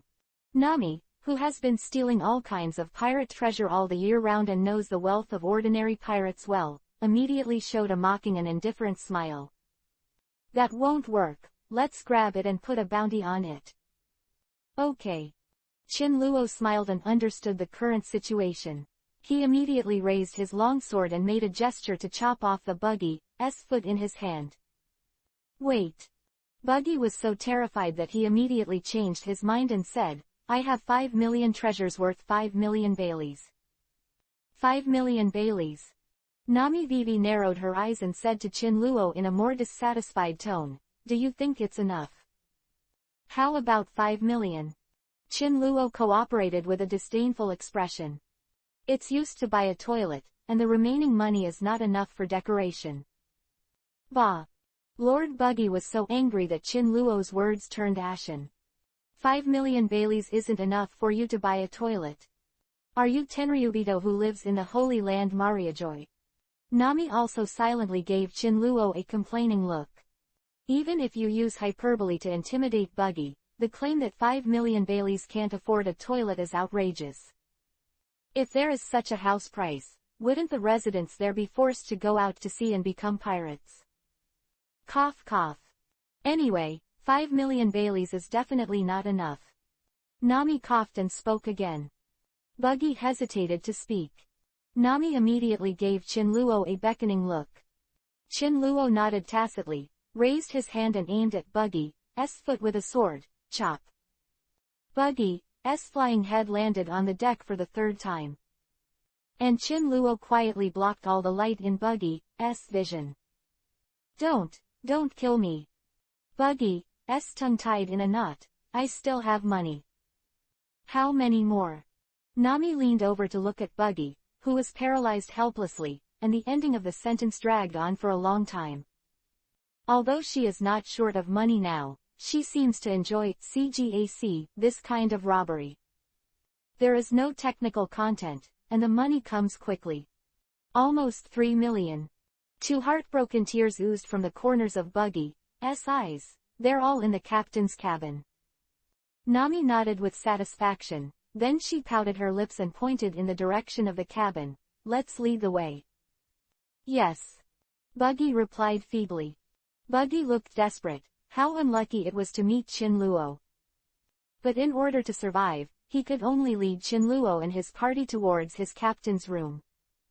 Clown Buggy's ship are much better, and the spacious captain's room exclusive to Buggy has a vaguely clean and luxurious feeling. Nami's impression of this flying clown changed a lot. As a professional pirate thief, it was rare for her to see such a clean room for an older, middle-aged male pirate. After a few people entered the room, Buggy held back reluctantly for a long time before finally pointing out the treasure chest under Nami's gaze, which was in the dark compartment under the floor. Nami walked over to pry open the 2 wooden floors and lifted a heavy box up. Open it up and take a look. Golden coins, pearly jewels, and bundles of Bailey's cash. Nami's dazzling orange eyes, like amber stones, turned into glowing colors in an instant. All the money you want is here. Buggy forced a pleasing smile. Can you stop killing me? No. Nami waved her hand maliciously. Captain Red Nose, you're still not frank enough. They're all going to go to jail. Are you still stingy with your own things? You. The fake smile on Buggy's face instantly froze. Nami leaned down again, reached out and tapped the hidden compartment under the floor where she had just taken out the treasure chest. The sound is crisp and the echoes are clearly audible. Buggy's face darkened even more. Double dark grid. A smug smile appeared on Nami's face. You still want to fool my eyes with such an old-fashioned trick? Buggy's eyes went black and he almost fainted on the spot. Nami, on the other hand, groped in the dark compartment with her hands with a chuckle, and touched a certain organ lightly. With a little exertion, the hidden compartment hidden under the floor was opened again by Nami, and there was a small treasure chest with a delicate appearance. Nami couldn't wait to take it out and open it, only to see that it was full of jewels and jade of excellent quality. Buggy's pirates for so many years are not in vain. The value of this small box of jewelry is far more than the previous large box of belongings. And a booklet. Nami curiously picked up a thin booklet from a pile of jewelry, and flipped through it gently in front of Buggy, the explosive formula for the secret Buggy shell. After reading it, Nami responded with a lack of interest, and put the secret formula of the Buggy bomb back into the treasure box. The lightning she released was much more powerful than this. Buggy didn't say a word, but the sound of heartbreak echoed in his chest. As a legendary pirate who came back from the Great Waterway, he was completely held in the hands of a little girl who was greedy for money. Chapter 141-. In the end, Nami smiled playfully at Buggy who was heartbroken. Then I will be taken care of by Lord Red Nose. After finishing speaking, Nami said to Galen again. I'll leave this Red Nose to the master. Kill it or leave it to you. It's up to you to decide. Wait. Buggy came to life suddenly, and said with gritted teeth. You have emptied all my treasures. You still want to kill me? Whether you can survive, I said, it doesn't count. The smile on Nami's face became more and more sly. It depends on the master's decision, and what I say doesn't count. After speaking, Nami waved the small treasure box she was carrying again, satisfied. The captain's room suddenly quieted down. Buggy's head was covered with horrified sweat, and his eyes were fixed on Chin Luo who was holding his life. In Chin Luo's moment of contemplation, this long silence, the clown Buggy was the first to collapse. He suddenly went crazy and hit Chin Luo with his floating body, trying to make a desperate attempt. Cut. Chin Luo's nerve reaction speed is also different today. He swung out his sword without hesitation, breaking Buggy into a pile of fallen parts again. Buggy, who couldn't survive in PUBG, shouted with tears streaming down her face. Help! Help! Hello! Chin Luo shouted helplessly. Stop calling. Desperate Buggy just continued to shout, Help! Help! Alas! Chin Luo sighed softly, and said the rest of the lines in coordination. Stop calling. No one will come to save you if you break your throat. Buggy, who was struggling, was dying. As he recalled the wonderful first half of his life, a strong unwillingness rushed into his mind frantically. I, Mr. Buggy, was surrounded by 40 large ships of the Golden Lion in the New World, and I didn't die. Should I die today at the hands of this little-known passer-by-night? Shanks, Rayleigh, Captain Roger. These famous deceased people keep popping up in Buggy's mind, giving him endless power.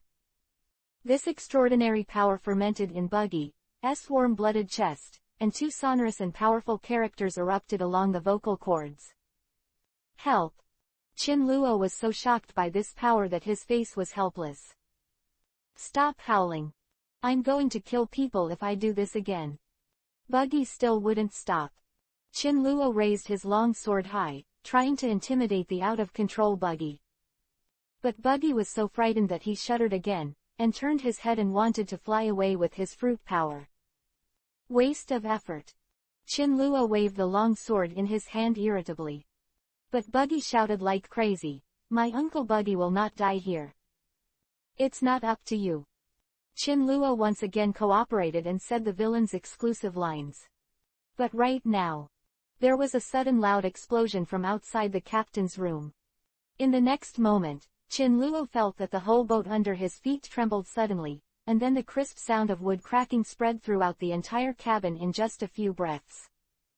The floor beneath my feet began to pour at a speed visible to the naked eye, and countless wide cracks spread rapidly across the wooden walls of the cabin.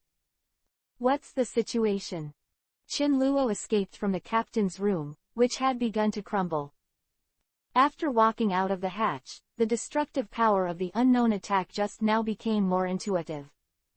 The sizable medium-sized pirate ship of the Buggy Pirates was smashed into 2 large wooden blocks by an inexplicable force, and the whole ship began to slowly sink into the sea. On the deck that was shattered and poured, there were already many pirates who were shaken by the sudden force just now and fell into the sea. Trainer Moji and the swordsman Kabaji also hugged the lion Richie and shivered. But Nami, Kaya, and Perona returned to the first emperor and would not cause this catastrophe. Seeing Chin Luo, Kaya also reminded loudly. Mr. Chin Luo, we were shelled again. Bombardment again. Chin Luo was stunned. How lucky was he to be bombarded on another ship? Etc. Chin Luo suddenly looked at Buggy, who was greatly relieved. Is it his own luck, or the luck of the Red Nose? Chin Luo suddenly became very curious about the legendary Captain Buggy who had the luck of conqueror. Although he was depressed, Chin Luo was not panicked by the current situation. When he had already seen clearly that the mass of things that flew down from the giant ship was not smoke at all, but a man. The man's lower body is a cloud of smoke that is spraying backwards, his upper body is a normal torso with tangled muscles, and he is holding a strange long weapon with a horizontal frame on his side. The smoke continuously sprayed behind him, giving the man the ability to fly freely in the air. The body turns into smoke. Logia's devil fruit. Chin Luo suddenly thought of a familiar name, White Hunter Smoker. Chin Luo raised his head and glanced at the flag hanging from the giant ship. It was indeed Marine's flag. While Chin Luo was thinking, Smoker had already rushed to Chin Luo at an astonishing speed. Good guy, I didn't expect to meet him here. Smoker seemed to regard Chin Luo as a member of the Buggy pirate ship, and rushed over with 10 hands waving the weapon in his hand. Marine with a hot temperament, Smoker will not pause for a minute to listen to a pirate's defense. 0. Even if there is any misunderstanding, he has to wait for him to subdue the other party before discussing it slowly. It's interesting. The corner of Chin Luo's mouth raised a sinister smile. Smoker's action was fast, and his sprint speed was much faster than Chin Luo's at this time. Marine's headquarters with extremely high gold content. He seems to be full of confidence now. But he didn't know who he met. The half-human, half-smoky body quickly rushed in front of Qin Luo from midair, and then suddenly waved 10 powerful hands at Qin Luo. Ghost sword, sword slash. Unable to communicate with words, Qin Luo also waved his sword to greet him. The bright white blade in Qin Luo's hand collided heavily with the unpretentious 10 hands in Smoker's hand, exploding a crisp sound of golden iron. During the head-on collision, the mighty Smoker actually felt a dark energy rushing into his body, making his throat sweet, and a bloody arrow gushing out. Instantly back dozens of steps. How is this possible? Smoker glanced at Qin Luo in shock, and suddenly felt that the face of the other party was somewhat familiar, but he couldn't remember it for a while. Had to bite the bullet and rushed forward. He bowed his body and charged up, and then suddenly slashed with his sword, targeting Qin Luo's body. Smoker who rushed over, but a disdainful smile appeared on his face. Shadow clone technique. Qin Luo's body suddenly became illusory, and 5 or 6 identical figures appeared around him. What? Smoker looked startled, and immediately aimed at the shadow clone, with 10 hands and launched an attack, ready to place the weapon on the opponent's neck to complete the final capture. Boom. 2. Chapter 152 _ Boom. A muffled sound. Qin Luo appeared behind his back, a righteous backstab against Smoker. A look of astonishment spread across Smoker's face, and the severe pain quickly spread from his back, briefly paralyzing his tangled body. Generally speaking, Logia's body can directly ignore this pure physical attack. But in order to use 10 hands to carry out the fighting technique attack, Smoker actively controlled the upper body to maintain a solid body, but just gave Qin Luo an optional attack target. And after the sap hit Smoker, the elementalization of his lower body was completely released in an instant. The large cloud of smoke gathered together in the blink of an eye, revealing his complete human body, causing Smoker, who had been suspended with the help of the smoke, to fall heavily from midair. What about my abilities? This feeling it's completely different from Seastone's sense of powerlessness, as if the ability of the fruit that he depended on for a living had just disappeared. Smoker suddenly felt a sense of panic about the unknown danger, and he couldn't help but feel a little dazed. Give me down. Qin Luo seized this opportunity very well, and took advantage of Smoker's stunned opportunity to swipe his sword towards him. But Smoker is worthy of being a powerful Marine headquarters colonel. He still reacted in an instant, and hurriedly raised 10 hands to block. But Qin Luo accidentally released some power and slapped Smoker away with a slap. I saw Smoker's body soaring into the air like a cannonball, and then quickly falling towards the wide sea. Seeing the rapidly approaching water surface, Smoker subconsciously used his fruit ability to make himself elementalize and fly, but there was a splash of water. Smoker was instantly beaten by Garen into an underdog. As a fruit person, Smoker's powerful abilities can't be exerted in seawater at all, and the large knotted muscles can't be used at all as if they were soaked. Colonel Marine, who appeared in hockey, became a weak chicken struggling in the water in a short 3 rounds. He has lost this battle. Alas. Standing on the boat, Qin Luo looked at Smoker who was fluttering in the water with some indignation and said, Smoker, you're still too young. You. Because his feet were thrown into the sea by Qin Luo, Buggy, who was paralyzed on the lifeboat, watched the short but fierce battle. He couldn't help but said to Galen in astonishment, you can actually defeat Logia's ability. On Buggy's experience, it is natural to recognize that Smoker has the invincible Logia fruit ability in the first half of the Great Channel. But such a powerful and irresistible fruit power was also eaten by the little-known pirate hunter. Buggy was already stunned. Humph. Facing Buggy's shock, Qin Luo snorted softly. Logia fruit, nothing more. Qin Luo placed his sword firmly on the deck and stood upright proudly. Bah! Despite being paralyzed, Buggy couldn't help but mock the arrogant guy. Uninformed bastard. Marine's highest combat power, Admiral, is a Logia fruit power. Chin Luo turned a deaf ear to this, and just kept silent in front of Buggy to maintain a refined way of pretending to escape. Ha ha ha. A hearty laugh suddenly sounded behind Chin Luo. Suddenly another broad palm landed firmly on Chin Luo's shoulder. With just such a slight movement, Chin Luo's mind was condensed, and he immediately turned on armament hockey, wrapping his body. Chin Luo. The voice rang in Chin Luo's ears again. Why did you come to East Blue without saying hello? After a while, Garp, the leader of Marine headquarters, attached great importance to, determined to attack the fortifications, personally led the team, launched a fierce offensive against violent and illegal activities in the East Blue waters, and achieved remarkable results. Marine cadre Smoker, who was injured on duty, and captured the crew of the Buggy pirate ship, which greatly deterred the crime and inspired the masses. Clown Buggy applauded, and the sense of security of the general public was effectively improved. The Clown Buggy, Moji, Kabaji and the Lion Richie are all captured by Marine. Smoker, the kind Marine soldiers also spent a lot of time helping Buggy's foot that fell into the sea. Captain Buggy. Moji glanced at the upright Marine queue with some panic, and said in a low voice. What now? We've all been arrested by Marine. So what? Kabaji said his true feelings with a relaxed expression. Being arrested by Marine is better than being hacked to death by that pirate hunter. Our little fish and shrimp in East Blue are caught and released after being locked up for a few years.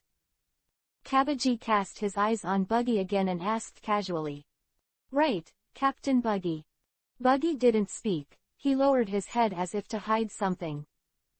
The cold sweat slipped from his forehead, and Buggy couldn't help but quietly glanced back at the old man who was following him closely, the Marine hero Garp, who was an old acquaintance.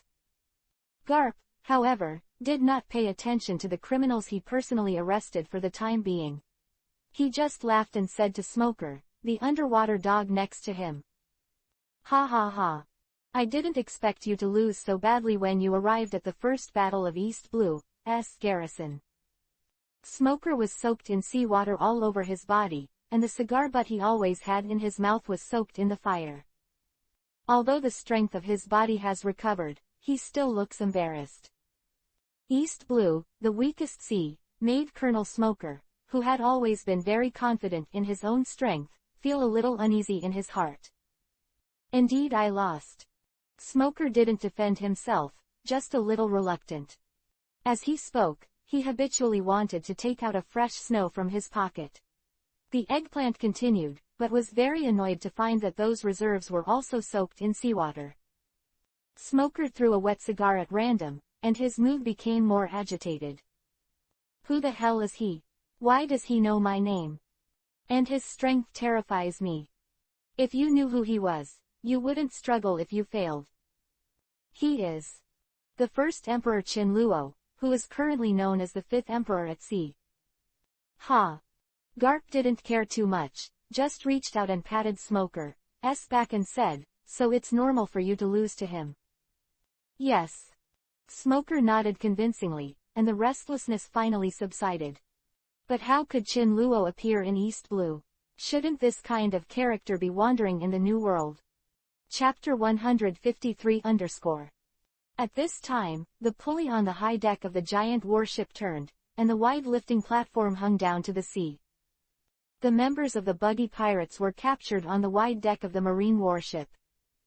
Garp hurriedly returned to the reclining chair that belonged to him, sat on it without any image, and first glanced at Buggy with interest. The clown Buggy only felt a shiver all over his body, and then quietly buried his head deeper. But Garp looked at Buggy with more and more concentration, and a look of memory appeared on his face. But after a while, Garp looked at Chin Luo. Tell me, Chin Luo, you came to East Blue for a vacation, right? Chin Luo gently isho, of course I'm here on vacation, otherwise you think I'm going to set off some stormy waves. What about you, Garp? Didn't you come here to catch me? Garp chewed the senbei and shook his head. I'm too lazy to catch you, and I think you've handled the Tenryubito thing right, and it's time for Tenryubito to calm down their arrogance." At this time, the surrounding Marines couldn't help but point at Qin Luo. "Have you heard that the young man in front of him is Qin Luo, the first emperor who is famous in the New World? It is said that he not only killed Golden Lion Shiki at 26, but also beat Kaido, which is outrageous. Is he so young, so powerful?" Qin Luo smiled without saying a word. Then Garp turned his gaze to Buggy the clown again and focused on it. Garp stared at Buggy for a long time, and finally said, "Clown Buggy. I thought you looked familiar at first, that prominent red nose." "Ha ha ha." The clown Buggy waved his hands in a hurry, and then defended with a stiff and dry smile, "This nose is actually very common, very common." "It's really you, isn't it?" Garp stood up abruptly from the reclining chair, as if erecting an angular iron tower out of thin air. "That red-nosed kid next to Roger." "Ah, huh. Who is Roger?" Buggy continued to act stupid, but the cold sweat on his forehead was dripping down like a waterfall. However, the surroundings suddenly became quiet. Except for Qin Luo, who had known it for a long time, the Marine soldiers and the general officers present all focused their attention on Buggy. Even Kabaji and Moji, who have followed Buggy to East Blue for many years, are now looking at their captain with alien eyes. The name Roger usually refers to only one person. Especially when Marine hero Garp says the name. "Gul D. Roger." Garp finally called out the name clearly, and then looked at Buggy and said, "I remember correctly, you are the trainee crew who followed Roger with Shanks." Buggy was silent. This remark immediately caused a great uproar. That guy with the red nose turned out to be the crew of One Piece, King of Pirates.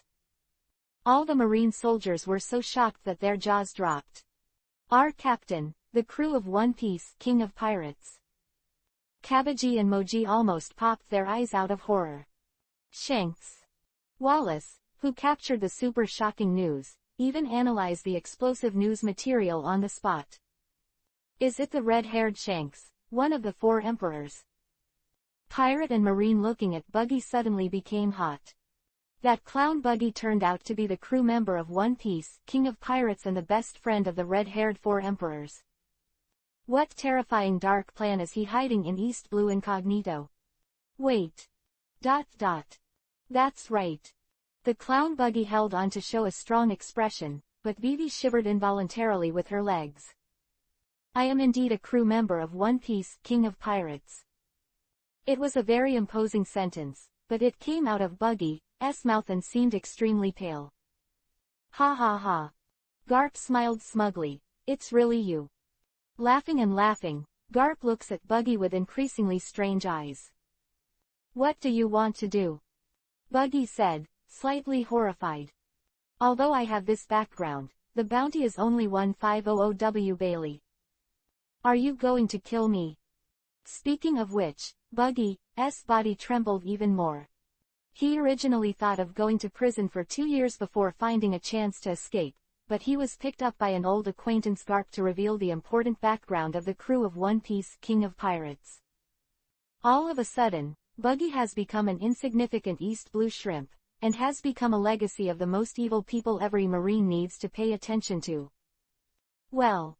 Garp thought silently for a moment, then suddenly showed a hearty smile. "Buggy, be Marine." "No, don't kill me!" Buggy exclaimed in surprise. "Huh?" Buggy responded abruptly. "What did you say?" Everyone else in the room was taken aback by Garp's shocking proposal. Qin Luo, who always thought he was familiar with the plot and looked as usual, was also shocked by this divine turn. "Come and be Marine. Follow me." Garp walked slowly to Buggy, and with his height advantage, he looked down at Buggy who was full of panic and surprise. The red-haired bastard encouraged the old man's grandson to become a pirate. "I'm letting his old friend be Marine too, isn't it fun?" How does this work?" But Buggy gave birth to a burst of courage for no reason, and refused without hesitation. "I am Captain Roger's crew, how could first betray Marine's faction? He is also a crew member of One Piece, King of Pirates. How can he be worthy of Captain Roger's spirit in the sky if he becomes a servant of his old enemy Garp instead? Buggy doesn't know, though, is that his own son, Captain Roger, is the grandson of Garp. Really? Garp stroked his gray beard, his face full of embarrassingly said. Then there's nothing I can do. The crew of One Piece, King of Pirates must be executed if caught. Huh. Firmness on Buggy's face slowly faded. Garp glanced at Kabaji and Moji next to him. And I'm afraid your two subordinates can't escape either. Kabaji and Moji looked at each other with difficulty, the expressions on their faces were ugly. Almost forgot. Garp added, that lion counts as well. Ho ho. Richie the lion shivered under Garp's eyes. After a while, Kabaji's expression condensed, and he bowed his head. Lord Garp. Actually, I have always wanted justice in my heart, but I just took a detour when I was young and frivolous. Every day I stayed on the pirate ship, I was tormented in my conscience, it was really painful. Yes. Moji also said with tears in his eyes. It was because I had no way to serve the country back then, and by accident, I took the path of no return as a pirate. Moji followed the example of Kabaji again and knelt down and cried bitterly. Garp Vice Admiral, I want to be Marine. Ho ho ho. The lion Richie also tried her best to put on a righteous and awe-inspiring feeling. Garp nodded in satisfaction, then turned his scrutiny to Buggy the Clown, the real protagonist. Chapter 154 You. Buggy's face was cloudy for a while. His whole body was shaking violently, and he seemed to be extremely angry at the betrayal of the two subordinates. The terrifying emotion that was like a sea of deep fermented in Buggy's body, and finally burst out after a brief silence. Damn. Buggy stared at the two subordinates angrily, and roared with great indignation. You all think so? Kabaji and Moji shivered in fright, and buried their heads a little deeper in unison. Why didn't you tell me earlier? With a look of remorse and excitement on his face, Buggy cried out in grief. It's just because I don't want you old subordinates that I haven't given up on the dark and the bright. Under Garp's satisfied gaze, Buggy and his two men quickly donned Marine's mantle of justice. The big word of justice fluttered in the wind behind Buggy, which made Chin Luo continue to be stunned. Big news, big news. The crew of One Piece, King of Pirates was actually influenced by the Marine hero Garp and decided to abandon the darkness to become Marine. As if a big news is about to rise. Marine even dispatched a reporter to record this sacred moment. Reporter seized the opportunity to slap the clown Buggy in the Marine cape. Taking pictures was not enough, the reporter even approached Buggy with a pilgrimage-like expression and interviewed him face to face. Oh, a reporter. Buggy's expression was very indifferent, completely without the panic and pain that he had been in a few minutes ago. That's right. Buggy slightly sorted out the slightly crooked cloak of justice on his body, and put on an unfathomable posture in front of the camera. I really wanted to be Marine for a long time. It is because of my heart for justice and my unwillingness to bring more calamities to the world, that I have been dormant in East Blue without taking any action. No, diaresis. Reporter's eyes lit up, and he helped Buggy to add the second half of the sentence very interestingly. Otherwise, as your One Piece King of Pirates crew, once you stay on the Great Channel, I'm afraid there will be another 4 emperors who will shock the world. Yes, yes. Buggy nodded with satisfaction, and said in a deep tone. Shank's height of thought is still a little far from mine. To bring chaos to the world without a trace is not what Captain Roger wants to see. Mr. Buggy really has an extraordinary bearing. Buggy's remarks, the reporter praised without hesitation. Ha ha ha ha. Buggy folded his arms and gave a smug smile. That's right, this is the admiral demeanor of me, my partner of justice, Lord Buggy. These two guys with similar smells made Chin Luo's mouth twitch. Solving buggy, Garp came to Chin Luo's side and said cheerfully, "Come on, let's learn from each other and let me see your growth." Let's learn from each other. The first one who was shocked was the surrounding Marine soldiers. They never thought that they would have the opportunity to watch the battle of Garp Vice Admiral up close. And Smoker looked at Chin Luo with a solemn expression, wondering what would happen to the battle between the two. Yes. Chin Luo shrugged and said nothing. Garp smiled kindly at Isho. "Don't worry, I'm very measured." The first Emperor Chin Luo and the marine hero Garp the Fist were about to start a duel, and the news instantly ignited the atmosphere of the entire warship. Buggy, who once became the protagonist because of the crew of One Piece, King of Pirates, was suddenly robbed of the limelight by Chin Luo. The Marines were on deck excitedly, watching the two duel on another battleship, and the battle was so intense that they had to stay away from the battlefield. Garp the Fist, then let you feel the power of lightning. Chin Luo switched to the form of the god of thunder, and violent thunder and lightning surged all over his body. Thunder flashed all over his body, and he appeared in front of Garp in an instant. Kaka. The air vibrated and stood in the air. Chin Luo's right foot shone brightly. Without hesitation, he swiped across Garp's head. Boom. A loud bang, a terrifying explosion, accompanied by the collapse of the mountain. The entire ground sank in an instant, and in the black smoke, thunder and lightning flickered. Garp Vice Admiral. Vivi stepped forward, Smoker staring intently at the fading dust. How is that possible? Even Buggy on the other side stared at his pupils and swallowed involuntarily. The deeply sunken ground is cracked by countless cracks.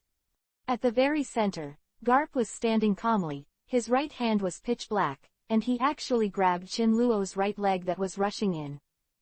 Boy, the strength has improved well. His eyes exuded crisis, and he felt the constant sense of collapse from his right hand. Garp roared and slammed out. Diaresis, shoo. The sound of breaking through the air came. Chin Luo instantly turned into lightning, and after moving dozens of meters, he drifted in the air. Chin Luo's mouth raised Vivi, and he stretched out his right hand, and the thunder began to gradually become violent. Ka, ka. The powerful energy rose, and they had no choice but to look at the center, the figure cautiously. Old man, you are not bad. Chin Luo's expression condensed. Thunder soared, and the entire sky roared continuously. On the ground, countless rubble flew directly from the ground, and a silver lightning flashed across. The violent light pierced everything and disappeared in an instant. Instant thunder and sky flash. Boy, if you want to defeat this old man, you should go back and practice. The majestic marine coat floated, his right hand quickly turned black, and a powerful force washed out. Boom, ka. Ground rolled, and Garp stood on the ground, his face blue and purple, and his feet crossed two ravines. The thunder flashed, and in the blink of an eye, Chin Luo appeared on the ground, unable to stop, and took a few steps back. Hey, Wang Zhao's. The eardrum was pierced, and before he could stand still, Chin Luo's right hand appeared a thunder spear exuding terrifying energy. Thunder spear. The sky is falling apart, the world is dark, and an electric light cannot be caught at all, and it will come to you in an instant. He paused, his right foot stomped heavily on the ground, and in an instant, the falling rocks rolled. Garp took a deep breath, his chest was agitated, his right hand, armed, his eyes froze, rushing out. Crack. Like a dragon, he couldn't break free. Garp grabbed the thunder spear tightly, and his entire body slid out across the ground, smashing through countless hills in a row, and finally stood straight on the ground. Boy, your thunder is much stronger than flames. The coat shattered, revealing the dark blue upper body. Garp grabbed his right hand, and with an unwilling click, the thunder spear dissipated. The pupils shrank, and the thunder was free from the whole body, and the golden thunder surged in Chin Luo's eyes. Thunder God is shining. Chapter 155_. Boom. The black clouds in the sky turned, and in all directions, countless thunders roared. At the center, Chin Luo stood suspended, and his entire body expanded rapidly. In just a moment, a thunder and lightning monster exuding endless coercion appeared. Thunder meandering, terrifying sound, the ability to drive the world crazy, overflowing. The scene of the riot, felt the free electric light in the air. Garp clenched his hands tightly, showing his alertness. He didn't want to capsize in the gutter, because his opponent was the man who defeated several kings at sea one after another. Crack! His eyes went blank, and suddenly, Garp bent over, opened his mouth to vomit, and lightning flashed all over his body. The behemoth, in front of him, Chinluo's eyes have turned golden yellow, like a god, despising the world. Teleportation. It's really a big loss if you're not careful. He slowly raised his head, and the veins spread across Garp's forehead. The wrath of Thor. Chinluo's whole body surged with thunder, looking at Garp with deep cold. Kaka. The atmosphere rippled, and the entire ground collapsed completely. For a time, Garp's face changed greatly, only to feel a powerful piercing force running through his body. Ah! With a scream, black smoke rose from his body, Garp's eyes turned white, and he flew out. Snack! The ground cracked, a flash of lightning flashed across. Chinluo dodged to Garp and looked down at him. Flying upside down and paralyzed, Garp knew that he was careless, so he could only grit his teeth and swallow the mistakes he made. Feel the lightning strike again, Garp. Flying out, the air hissed, and a roar resounded through the sky, and I saw a huge thunder dragon tens of thousands of meters, penetrating the smoke cloud, and fell straight down. Boom, boom. The sky and the earth turned white, the whole world roared, and countless boulders melted, setting off a tsunami. Dust splashed, and in the air, a pungent smell radiated to the surroundings, along with the stray energy from time to time. Cough cough. You kid, you are really ruthless. The sand and dust gradually disappeared, and a loud scolding sound resounded in the dust. Garp focused his entire body on his right fist, covered with a super strong armament hockey, to resist the thunderous blow. It's not what you said, you have to use your strength to compete. Chinluo stopped and said with a smile. It really came to push back the waves. Garp smiled wryly. Well, no matter what CGAC is, I still hope that you can do what you want and don't be a vicious person on the sea. After that, Garp returned to the marine warship, pressed the people of the buggy pirates, and headed to the nearby marine station. Chinluo also returned to the first emperor and joined the three daughters. 3 days later. Kokoyashi village. Lush woods dot the small village, with some wooden houses scattered here and there, as well as the muddy road. A large number of orange trees are planted on this mulberry field, and even the whole area is full of orange trees. Growing oranges is not an easy task. Weeding, fertilizing and eliminating insects can make a person tired from morning to night, but Nojiko enjoys it. The short purple hair and the bangs covering her left eye made her look extra heroic. Perhaps because of the frequent planting of orange trees, Nojiko's body looks very slender and full, with a slender waist and straight thighs. And her purple pattern tattoo spreads from her left arm all the way through the gully of the Hungarian mouth to encircle a lovely heart shape, which adds a bit of beauty. Coupled with her delicate face without makeup, she has become the focus of attention in the entire Kokoyashi village. It has become Nojiko's habit to take care of the orange grove in the morning, and take a bath and take a break for lunch when he returns home at noon. Whenever this time, she would always look up at the sea in the distance, looking forward to the return of her sister Nami.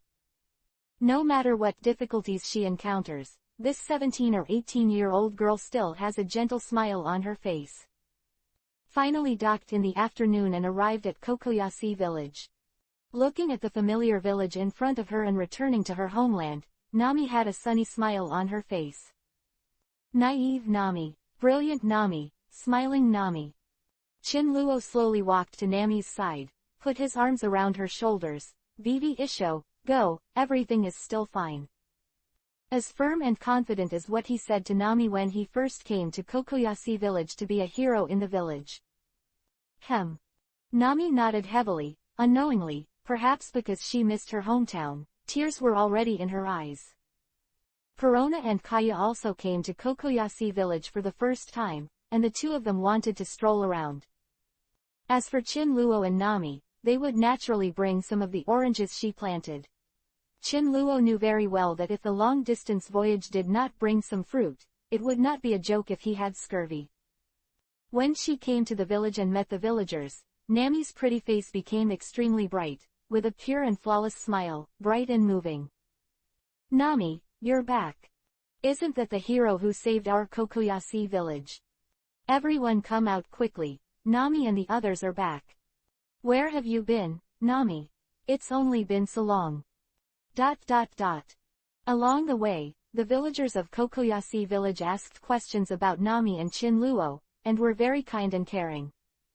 Nami, who has returned to her homeland, is really happy from the heart, and she is now wearing a beautiful dress instead of a maid uniform, so she has a lot of face. "Master, let's go and see my sister." Nami took Chinluo's hand and walked towards the fragrant orange orchard. "Cough, I'll knock on the door. After all, I'm here as a guest. I didn't bring anything with me. The courtesy is still in place." After clearing his throat, Chinluo took the initiative to say, "Well, my sister should be at home. Nami Yanran Isho." Chinluo straightened his clothes, like a son-in-law visiting the door, and knocked on the door solemnly. It looks like a very elegant and quiet wooden house. Dong dong dong tilde tilde tilde. Knocked lightly, the door was not closed, and there seemed to be a sound of rushing water. "Is the house leaking?" Chinluo was stunned for a moment, and then walked in with great strides. Then, Nami, who was still outside the door, suddenly widened her beautiful eyes and suddenly heard the panicked screams of Nojiko inside the house. Ah! At this moment, Chinluo was speechless. Something seems not quite right. Chapter 156 _ Sister, what's the matter? Ah, Chinluo, hurry up and get out. Nami, who rushed in when she heard the voice, immediately blushed, and even pushed and pulled Chinluo out in a panic. Bang! The door was slammed shut, leaving Chinluo, who was ticking outside. What happened?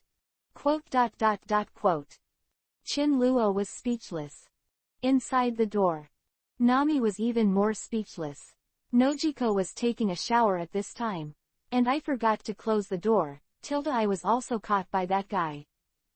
OMG, why is this? This can't blame Nojiko. After all, in this area of Kokoyashi village, few people come here except for the orange grove. Every day she grows oranges, she sweats all over. Of course, she has to take a bath and then eat lunch, rest, but... Nami, welcome back. Nojiko, who hurriedly found a towel to wrap himself, looked at Nami in shame and surprise, and the two women hugged tightly. After Belmir's death, the two became the only relatives in the world. As long as she saw Nami, Nojiko felt a lot more at ease. She was always worried about Nami's safety, and she was second to herself. Sister. Nami quickly changed Nojiko's clothes, and when she thought of Chinluo, her pretty face couldn't help but turn a crimson. Chinluo heard the two women talking quietly outside, and soon after, the door opened again. Slow down, a simple tank top, Nojiko in jeans, and short lavender hair separated by a headband, which looks extremely heroic. Unlike Nami's a bit savage, she is gentle and quiet beyond her age. Perhaps it is this unusual life experience that makes her, as a sister, more responsible and tolerant. I'm very sorry, Mr. Chinluo, just now, it was my rudeness. A second of hesitation, Nojiko apologized to Chinluo. Nami next to her was still looking at Chinluo angrily, both annoyed and nervous. This bastard actually saw my sister bathing. The elder sister is not his maid, how could the two sisters become his maid alone? Although my sister said that there was a lot of fog here at that time, and it should not have been seen much, but Nami was still very angry. If I have another pot, I can't take it anymore. Chinluo sighed and said that after being in the sun for so long, he was almost dry, and he still smelled of a certain woman, alas. It's unlucky. Another pot. Nami almost didn't explode, and even Nojiko couldn't help but have a red glow on her pretty face. Wouldn't she be watched again? The house is much cleaner and tidy than I imagined, and there is even a faint scent of fragrance. Obviously, Nojiko is usually a girl who pays great attention to cleanliness. Chinluo secretly evaluated in his heart. As an apology for throwing Chinluo's bath water on his head, Nojiko cooks himself, and Nami cooks next to him. And Chinluo, as the only man in the house, male guest, sat obediently on the chair and admired the scenery in front of him. Two top-notch beauties, with absolutely hot bodies, Nojiko in a light-colored vest, and Nami in a yellow floral dress. The quiet and comfortable days are so simple and unpretentious. Of course, it was Nojiko who did the cooking, and Nami was just laughing and beating. Front of Chinluo is the wine made by Nojiko himself, which tastes sweet and contains a little VVS alcohol. From the front window, you can see the orange grove in the distance. At this time, the oranges are ripe and glowing with an attractive golden yellow, which is extremely beautiful from a distance. Okay, Mr. Chinluo, I've made you wait for a long time. A plate of steaming fried rice and a few side dishes were served, and each dish was exquisitely cooked. Nami couldn't bear it anymore, and she naughtily stretched out her white fingers and smugly ate a slice in front of Chinluo, causing Nojiko next to her to pat her hand and take a sip. Looking at the two women, and then looking at the food, maybe this is life. Chinluo was a little fascinated, smiled and began to taste these delicacies, and by the way, tasted the wine made by the beautiful woman. This meal is still worth splashing. The three sat warmly at the dining table, as if they were a family, chatting while eating. The sudden excitement and happiness made the two girls smile. Do you need to plant such a large orange grove by yourself? After a good meal, Chinluo looked at the orange forest in the distance and said suddenly. Well, that's the most precious gift Melbel left to our sisters. Nojiko's beautiful eyes were full of nostalgia, and Nami suddenly felt a little down. Melbel, the daughter Marine who adopted their sisters, died tragically in this Kokoyashi village, at the hands of the pirates. Even though the two girls were very young at the time, this scene is still etched in my heart. But for those ferocious pirates, they can only accept this fact. Seeing that the emotions of the two women had changed, Chinluo knew that he had said the wrong thing. A week later, Chinluo and the others set off again and headed to Windmill Village, intending to see where this dream began. East Blue Windmill Village, in an unremarkable tavern, a group of people are drinking and having a party. Leikulu slowly walked over to Shanks while eating the barbecue, leaned on the counter of the tavern, looked at Shanks sitting on the chair and said, "Boss, it is said that the first Emperor Chinluo returned to East Blue. Quote. 0. Oh, is that so?" Hearing Lajalu's words, Shanks, who was sitting on the chair next to the counter of the tavern without any image, put away the sloppy past, and his eyes became a little more profound. "That's right, it's him. I heard that he hit Kaido hard in the New World. That guy Kaido has been training for a while," Reikulu said after taking another big mouthful of barbecued meat. "However, boss, you don't seem to have any grudges against him, so you shouldn't have come to us." Lajalu laughed and said jokingly, but there was a hint of worry in Shanks' eyes. Who knows what Chinluo's goal is? Is it the 4 emperors at sea, defeat them one by one and eliminate them? He is not a character from Marine, and Chinluo also killed Tenryubito. Ben Beckman, who was sitting on the chair by the wall, said calmly while wiping the musket in his hand, "The first Emperor Chinluo is the 5th Emperor. It seems that he has run away from this world. The day is not far away. Chinluo can rely on his own ability to severely damage Kaido. There is no doubt about his combat power. Shanks, you should be careful with him. Don't let him kill you." Hearing the crew's words, Shanks' mouth twitched involuntarily. What crew members were these? How could he feel that he was a captain without any dignity at all? Not to mention the disappointing guy. 2. Chapter 157 _ Ms. Makino, do you have any more wine? Another bottle. Makino at the counter heard Shanks asking for wine, and handed a bottle of wine to Shanks. Gentle Isho. Here, this is the last bottle. Shanks reached for the wine, Vivi Isho, and started drinking. At this moment, a small figure broke into the tavern. Sister Makino, bring me a glass of juice. Luffy hurried into the pub, and as soon as he entered, he shouted at Makino. After that, Luffy ran to the chair next to Shanks, climbed on the chair, and looked at Shanks excitedly. Shanks, I knew you were here, I saw your pirate ship outside.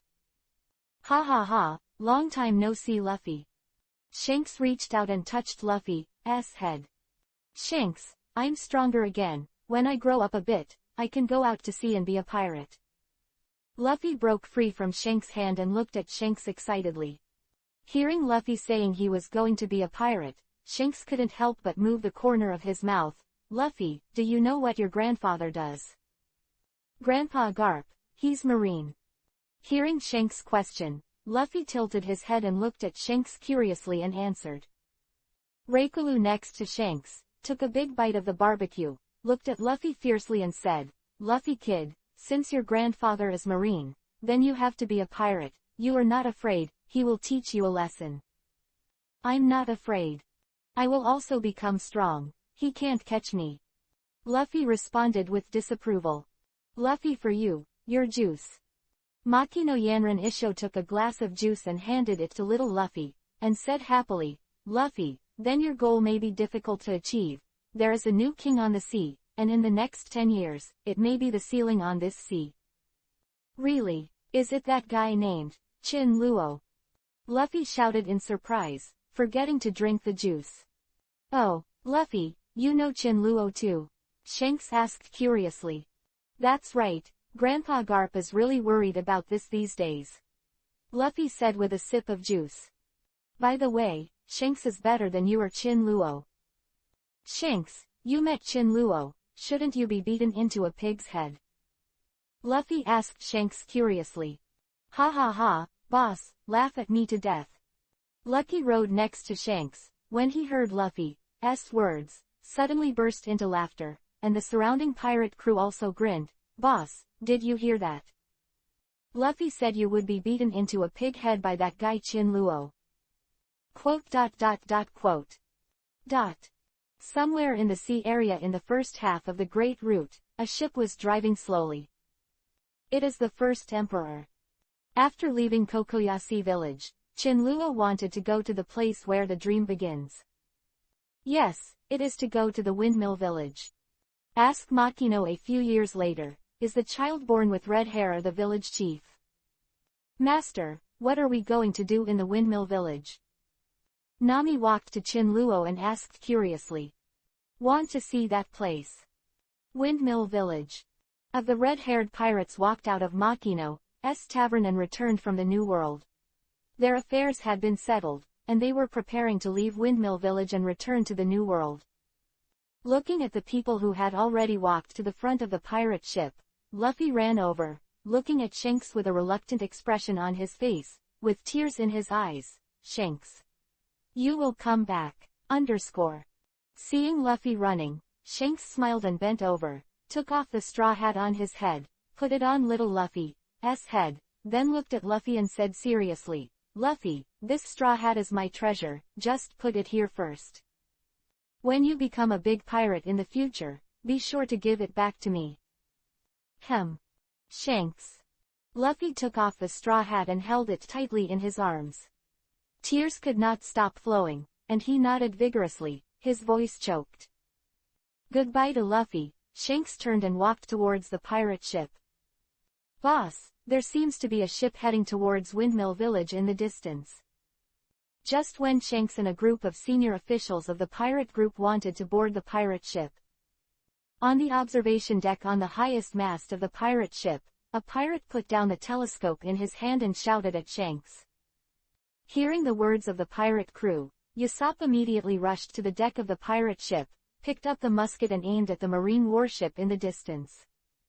Usopp saw Chin Luo on the ship through the scope, and his face suddenly sank. It turned out to be this guy. Confirming that Qin Luo was right, Usopp put away the musket in his hand, stepped off the pirate ship, looked at Shanks and the senior officers of the pirate group and said solemnly, "Guys, say sao sao sao sao, we met the first Emperor pirates. Qin Luo is also on the boat, and he will soon arrive at the windmill village." Everyone's expressions changed, and they all turned their attention to Shanks. They didn't know if the other party came to target them or not, and it was entirely up to Shanks to decide whether to go to war with Qin Luo. Although Shanks usually has no pretense, and he does not seem to have any dignity on the pirate ship, but the crew on the pirate ship are very convinced of him, and major events are decided by Shanks. First Emperor Qin Luo, I knew that there would always be encounters on the sea, but I didn't expect this day to come so quickly. Shanks' eyes suddenly sharpened, and at this moment, it seemed that his whole person had become different. From a laid-back, unassuming appearance, he instantly turned into a contemptuous emperor. Makino and Luffy, who were not far away, saw the change in Shanks' momentum, and suddenly felt that Shanks was a little strange. Makino had a worried look on her face, because she hadn't seen many pirates, and she realized at this time. Shanks is no ordinary pirate. Ha ha ha, Shanks, are you going to fight the first Emperor pirates? Lajalu laughed loudly, and there was no nervousness on his face. As the forces of the four emperors, they naturally would not be afraid of any forces. Regarding the war between the four emperors, once the war begins, no matter what the outcome is, it may cause turmoil in the world. Then Beckman took a puff of cigarette and said in a flat tone, "Shanks, you should also know that now is not the time to let this era run wild." Hearing Ben Beckman's words, Shanks put away his momentum and grinned Isho, "Ha ha ha, it depends, how did that guy choose? If he insists on doing this, then I may avoid the edge." Chapter 158 On the first emperor in the distance, Qin Luo just heard Perona look through the telescope and say that a red-haired pirate ship is parked on the shore of Windmill Village. He came to the front of the deck and looked in the direction of the Windmill Village. Unexpectedly, Qin Luo just came to the front of the deck, and felt a sense of danger for no reason, as if someone pointed a gun at his head, but this feeling only passed away in an instant. "Qin Luo, I didn't expect that we would meet the red-haired pirates here. The red-haired pirates are also one of the four emperors of the New World. How could they come to the Windmill Village? Could it be that there is something in the Windmill Village that is worthy of the heart of the Red Engine? Could it be some terrifying devil fruit?" Nami walked to Qin Luo and asked worriedly. Hearing the news that the red-haired pirates were in Windmill Village, the atmosphere became tense for a while. Although there are only 3 people on the first emperor, after the Battle of Dressrosa, Nami and Perona's growth rate has become more and more rapid. Although their strength is not the emperor's deputy, if they go out alone, they will at least offer a reward of 1 billion Bailey. Thief. Hearing Nami's words, Qin Luo shook his head and denied his idea. The red hair came to Windmill Village because he knew Luffy.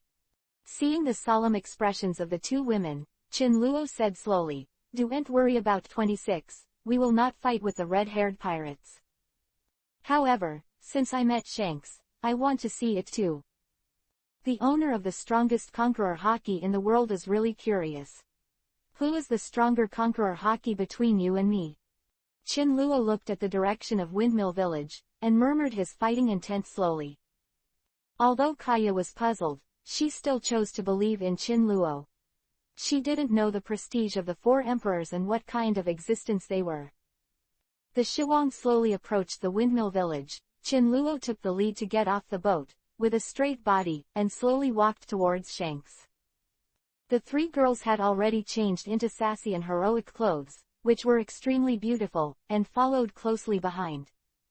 For a while, the atmosphere gradually solidified. Qin Luo walked up to Shanks, looked at Shanks with a serious face, and said solemnly, "Hello, red-haired guy." First Emperor Qin Luo. The redhead also looked at Qin Luo with a solemn expression, and said in a deep voice, his hand was still on the wide knife around his waist, ready to shoot at any time. With their eyes facing each other, the momentum of the two suddenly burst out, and the terrifying momentum suddenly attacked the surroundings. On the coast, Chin-luo and Shanks had their auras battling each other, and the terrifying auras continued to climb up on the two of them. In just a few breaths, they had reached their peak. The two Zeon Conqueror Haki collided together, and the sky and the earth lost their color for a while. The sky was full of terrifying weather, and the clouds in the sky began to turmoil, splitting into two parts, showing a trend of rivalry. In an instant, it seemed that the heaven and the earth began to shake. Between Zhongfeng and Shanks, a violent wave of air was formed in vain, and it swept all around. Dark clouds rolled in the sky, and the wind howled. The island was shaking, and the sea water on the coast had huge ripples, and the huge waves kept rolling and beating on the pirate ship. Conqueror Haki of the two has the arrogance of the world and the domineering of everything, completely comparable. The deterrence produced by the terrifying conqueror seemed to tear the whole world apart. Between conqueror Hakis, it is impossible to distinguish between strong and weak when the quality is the same. Only when the quality gap is large can the strong and weak be distinguished. Obviously, the conqueror Haki of the two belong to the same level. The terrifying conqueror Haki deterred and attacked all around, and the surrounding low-strength pirates fainted. Residents on the edge of the coast of the island also fainted. At the same time, strange and unpredictable shocks suddenly appeared on the edge of the entire coast. In wanton destruction and collision, these sudden shocks were irregular. Touch, touch, touch. Conqueror physical shocks in the surrounding air had already begun to collide. Suddenly there was a terrifying roar in the air. What is this? Everyone's eyes narrowed, because they noticed that a dangerous aura was attacking them, and they kept waving their weapons to resist the impact that was hitting them. Some pirates couldn't resist the terrifying impact at all, and were directly thrown out. They slid a distance under their feet before they stopped, and they all looked around vigilantly. Behind Chin-luo, Nami, Perona, Kaya, and behind Shanks, the senior cadres of the red-haired pirates, all looked serious, and there was no fear in their eyes. Luffy in the distance looked at Makino, who had collapsed on top of him with a panicked expression. Makino sister, what's wrong with you? Wake up. Luffy looked at Makino with a puzzled expression. He didn't understand why Makino and the surrounding residents suddenly collapsed to the ground. Could it just be? Luffy seemed to have thought of something. Just now he felt as if something suddenly knocked on his head, and he felt groggy and almost fell asleep. Thinking of this, little Luffy looked in the direction of Chin-luo and Shanks suspiciously. Could it be that Chin-luo and Shanks did it? How did they do it? On the coast, Chin-luo slowly put away his aura. Seeing Zhongfeng put away his aura, Shanks also put away his aura. Chin-luo looked at Shanks calmly and said, "Red hair is not a place to fight. But if you lose an arm, your combat power will definitely decrease. I don't want to take advantage of you, or I will give you one hand." Shanks held the hilt in his hand and looked at Chin-luo with a warlike expression. There is no man on the sea who is not injured, not from the windmill village. In the distance, there is an uninhabited island. Chin-luo came to Windmill Village and saw that Shanks had lost an arm, and his previous fighting spirit subsided a lot. After losing an arm, Shanks' combat power will naturally drop a lot, and he doesn't know how long it will take to recover his previous combat power. No matter Shanks, Kaido of the Beasts, or Whitebeard, Chin-luo wants to defeat them in the strongest state, so last time against Whitebeard, he didn't really duel with each other, unless he fought against the peak Whitebeard. But since Shanks is determined to fight, let's fight. Since that's the case, let's talk about it after my crew and I have finished eating. I want to eat when I'm hungry. I'm afraid one trick will kill you, so have fun. After Chin-luo finished speaking, he walked towards Windmill Village, followed by 3 women. Under the eyes of everyone, he entered the village to have a meal. After Chin-luo left, Lajalu looked at Shanks and joked, "Boss, I didn't expect Chin-luo's Conqueror Haki to be comparable to you. You've met an opponent this time." Ben Beckman threw away the cigarette butt in his hand and looked at Shanks calmly. "Shanks, in my opinion, you are no match for this guy now, or you will come to him before your combat power recovers. No, I want to see how strong this guy is now, just finish him today. Shanks looked as usual, and said with full of fighting intent. Chapter 159 _ When Chin Luo passed Luffy, there was an evil smile on the corner of his mouth, and he had the urge to beat him. Are you Chin Luo? I heard from Grandpa Garp that you are the king of the sea in the future, and may become the One Piece King of Pirates, but now I want to tell you solemnly, One Piece King of Pirates is mine. Luffy came to Chin Luo and announced very much. After speaking, Luffy grinned happily. Boom! Chin Luo punched Luffy on the head, and Luffy's head suddenly became a big bag. Stinky brat, I still want to be One Piece King of Pirates. I won't wait for that iron stick to teach you a lesson in the future, try my iron fist first. However, Chin Luo didn't exert much effort. Ah, it hurts. I didn't expect your fist to hurt as much as Grandpa Garp's. But I'm obviously a rubber man, why do I feel pain? It's weird. Luffy held his head and looked at Chin Luo with a grieved expression. Seeing Luffy jumping in pain, Chin Luo nodded and smiled with satisfaction, finally realizing the pleasure of Garp beating Luffy. Hey, why are you beating me up?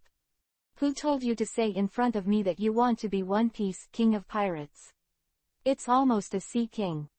No, I'm going to be One Piece King of Pirates. Luffy looked at Chin Luo firmly and said, his face full of unyielding expressions. Boom! Chin Luo punched Luffy on the head again. It hurts. If you beat me again, I'll fight back. Come on kid, let me see your fist. Yeah, rubber pistols. ...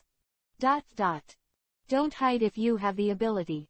Luffy was dissatisfied. He found that Chin Luo could always predict his next attack and couldn't hit the opponent at all. Well, I won't let you fight. Chin Luo smiled softly. Really? Luffy turned his head and stared at Chin Luo in disbelief, with a hint of excitement in his eyes. Of course it's true, come on. Chin Luo nodded seriously. Great, look at me, rubber pistol.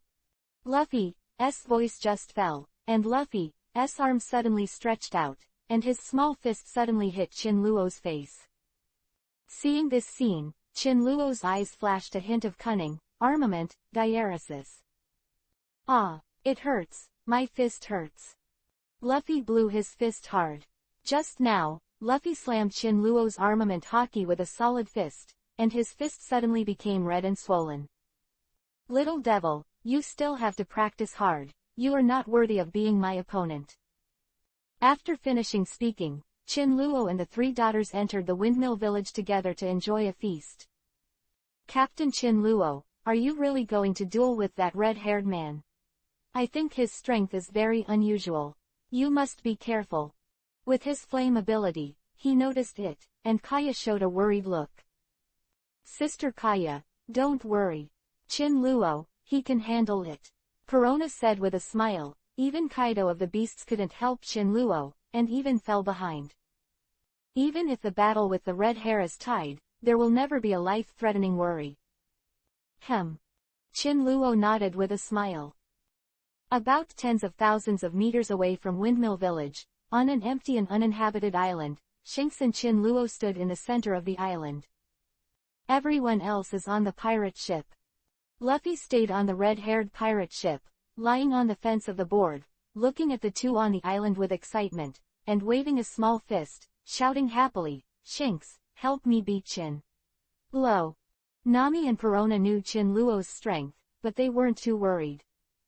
And Kaya put her hands together and prayed silently, Mr. Chin Luo must be fine. On the red-haired pirate ship, Ben Bellman, Reikalu, Usopp and other pirates also stared intently at the two on the island. In this battle, Shanks, who had just lost an arm, was at a disadvantage. However, Shanks insisted on fighting, and they were not easy to stop them. They didn't know whether Chin Luo would kill him, so they were very worried about Shanks' safety. On the island, the two looked at each other, and the momentum on their bodies had accumulated to the top. Shanks pulled out the wide knife at his waist, and looked at Chin Luo with war intent, while Qin Luo rolled up his sleeves with a relaxed expression on his face. Shanks, who lost an arm, will certainly lose his combat power, but after all, he is the Four Emperors. Even if his strength has decreased a little, he is still a strong and frightening monster. Qin Luo still respects and takes it seriously.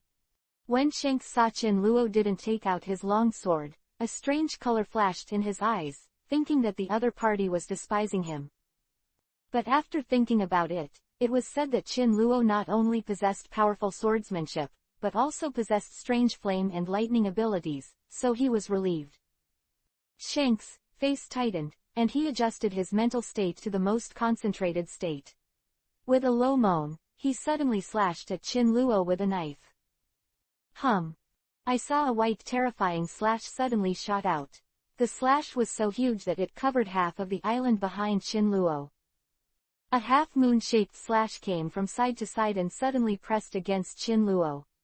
The slash was also mixed with Armament Haki's terrifying attack power. This slash was enough to open a deep crack on the island, even for hundreds of millions of pirates, intimidating, unable to resist head-on. Diaresis, excellent slash.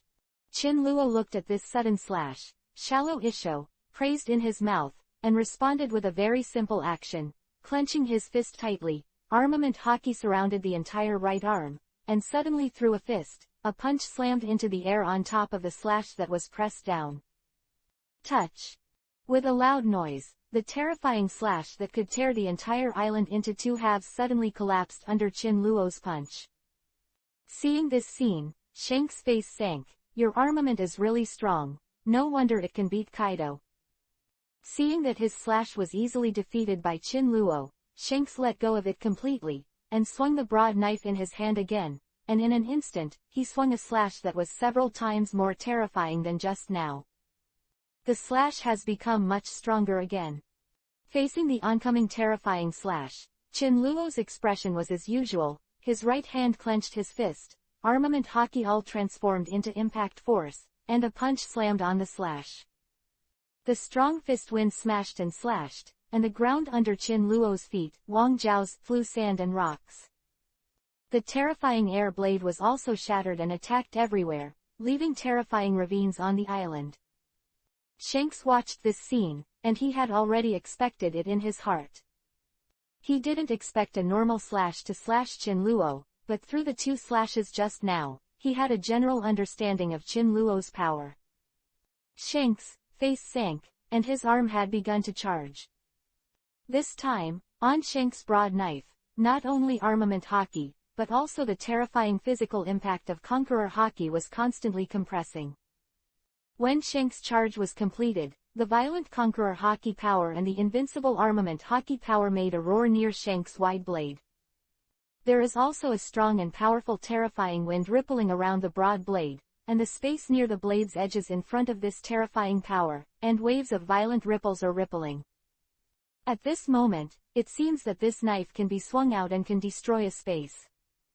Chapter 160 Shanks is holding a broad knife. His body is upright, the broad knife is hanging from the ground, and in a few breaths, the power has accumulated to the peak. Only Vivi turned the knife body, and the ground under the knife was under this terrifying pressure. Below, it collapsed. Seeing that Shanks used Conqueror Haki, Qin Luo showed a frenzy in his eyes. Finally get serious. Armament and Conqueror were cast at the same time. The armor of thunder escaped the whole body, and the strength instantly increased sharply. At this moment, the airwaves around Qin Luo began to roll, and the terrifying momentum was like an unstoppable torrent, rushing frantically to the surroundings. Especially around Qin Luo, the impact of the airwaves was particularly violent, and the ground under his feet could hardly bear the terrifying impact, and cracks began to appear. Scoff. Shanks accelerated suddenly, and appeared in front of Qin Luo in an instant. The blade slashed through the air, leaving a harsh sound of air tearing. Qin Luo saw Shanks' blade slashing straight down, his eyes were determined, and he suddenly punched and greeted him. The fist wind continued to wash around, and ripples rippled in the space, as if it could be broken at any time. Touch. The broad knife and fist slammed together, and there was an earth-shattering loud noise in vain, and a violent wave suddenly erupted in the air. The waves around the shore were surging, and the pirate ships far on the shore were almost overturned by the majestic waves. The broad knife and the fist bombarded together, unstoppable, 1 breath, 2 breaths. The invisible ripples in the space became more and more intense, and the entire island shook. Shanks, armament hockey and conqueror hockey is not much better than Chin Luo's, but because of the loss of an arm, the quality of hockey has dropped a lot. The fist and the broad knife quickly separated, and they collided as soon as they separated. The speed of the two of them swinging the knife and punching was extremely fast, and the attack was also very strong. Touch, touch, touch. Suddenly, there were bursts of strong collision sounds that shook the sky and the earth, and there was a violent roar every time there was a collision. The ground on the soles of the two of them was also cracked layer by the huge force. Shanks swings the knife, and the chi blade will shoot out. Chin Luo throws a fist, and the terrifying bombardment will directly shatter the chi blade, leaving a trail of cracks. On the edge of the island, the pirates stared in shock at the fierce battle in front of them, holding their breaths, not daring to blink, for fear that if they blinked, they would miss the moment when Chin Luo and Shanks decided to win. From joining the Red Hair Pirates to the present, they have participated in a lot of wars, big and small. This is the first time they have seen Shanks in a hard fight. Compared with the ordinary combat power, the high-end combat power of both sides, the mood is much calmer. However, he also looked at the battle between the two with a solemn look, and his eyes were fixed on the changes in the battle situation. Pirate ship, the excitement in Luffy's eyes was indescribable. It was the first time he had seen such a high-end fierce fight. Boom! With another loud noise, the ground beneath Chin Luo and Shanks' feet shattered instantly. The attack of the two was wrapped in a monstrous momentum, and they suddenly slammed together, and the entire island that was shaken by this powerful force kept crumbling. Only half an hour later, the entire island was in a mess, and the ground was even more damaged. 1 day later, the Great Root, a huge pirate ship slowly sailed out of East Blue and entered the windless belt. Shanks on the deck, with a bottle of wine in his hand, leaned against the fence of the pirate ship and took a sip. At this time, Shanks' upper body was covered with bandages, and there was a bright red color on the white bandage. The movement of raising his arm just now caused the wound that had just healed on his body to be torn open again. Lakulu walked out of the cabin and saw Shanks covered in bandages. He walked over and smiled. "Boss, that guy Chin Luo really shows no mercy." When Shanks and Chin Luo ended their fight, there were terrifying bloodstains all over their bodies. Chin Luo's CGAC fist slammed into Shanks' body, and the terrifying cracking force contained in the fist directly tore Shanks' muscles apart.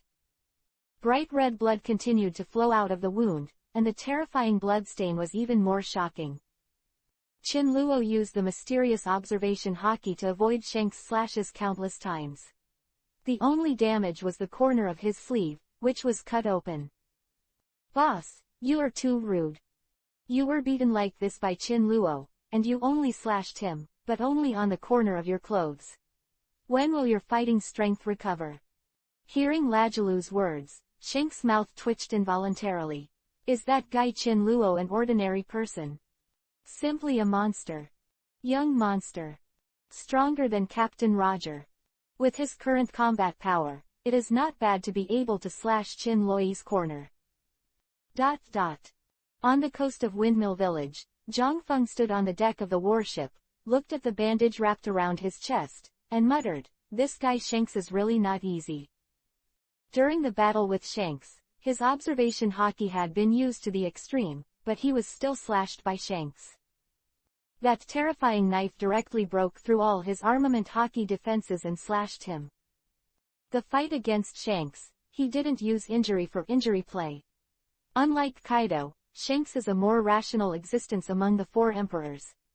Knowing that enough is enough, Shanks doesn't want this era to go wild ahead of time. Other hand, Kaido of the Beasts is eager to start a world war and fight against Kaido. If Kaido is not subdued, Kaido will never give up. 2 weeks later, Chin Luo went to Wano Kuni alone. It seems that he wants to grab the historical text icon, fully armed, and face Kaido and the 6 Sons of the Sky.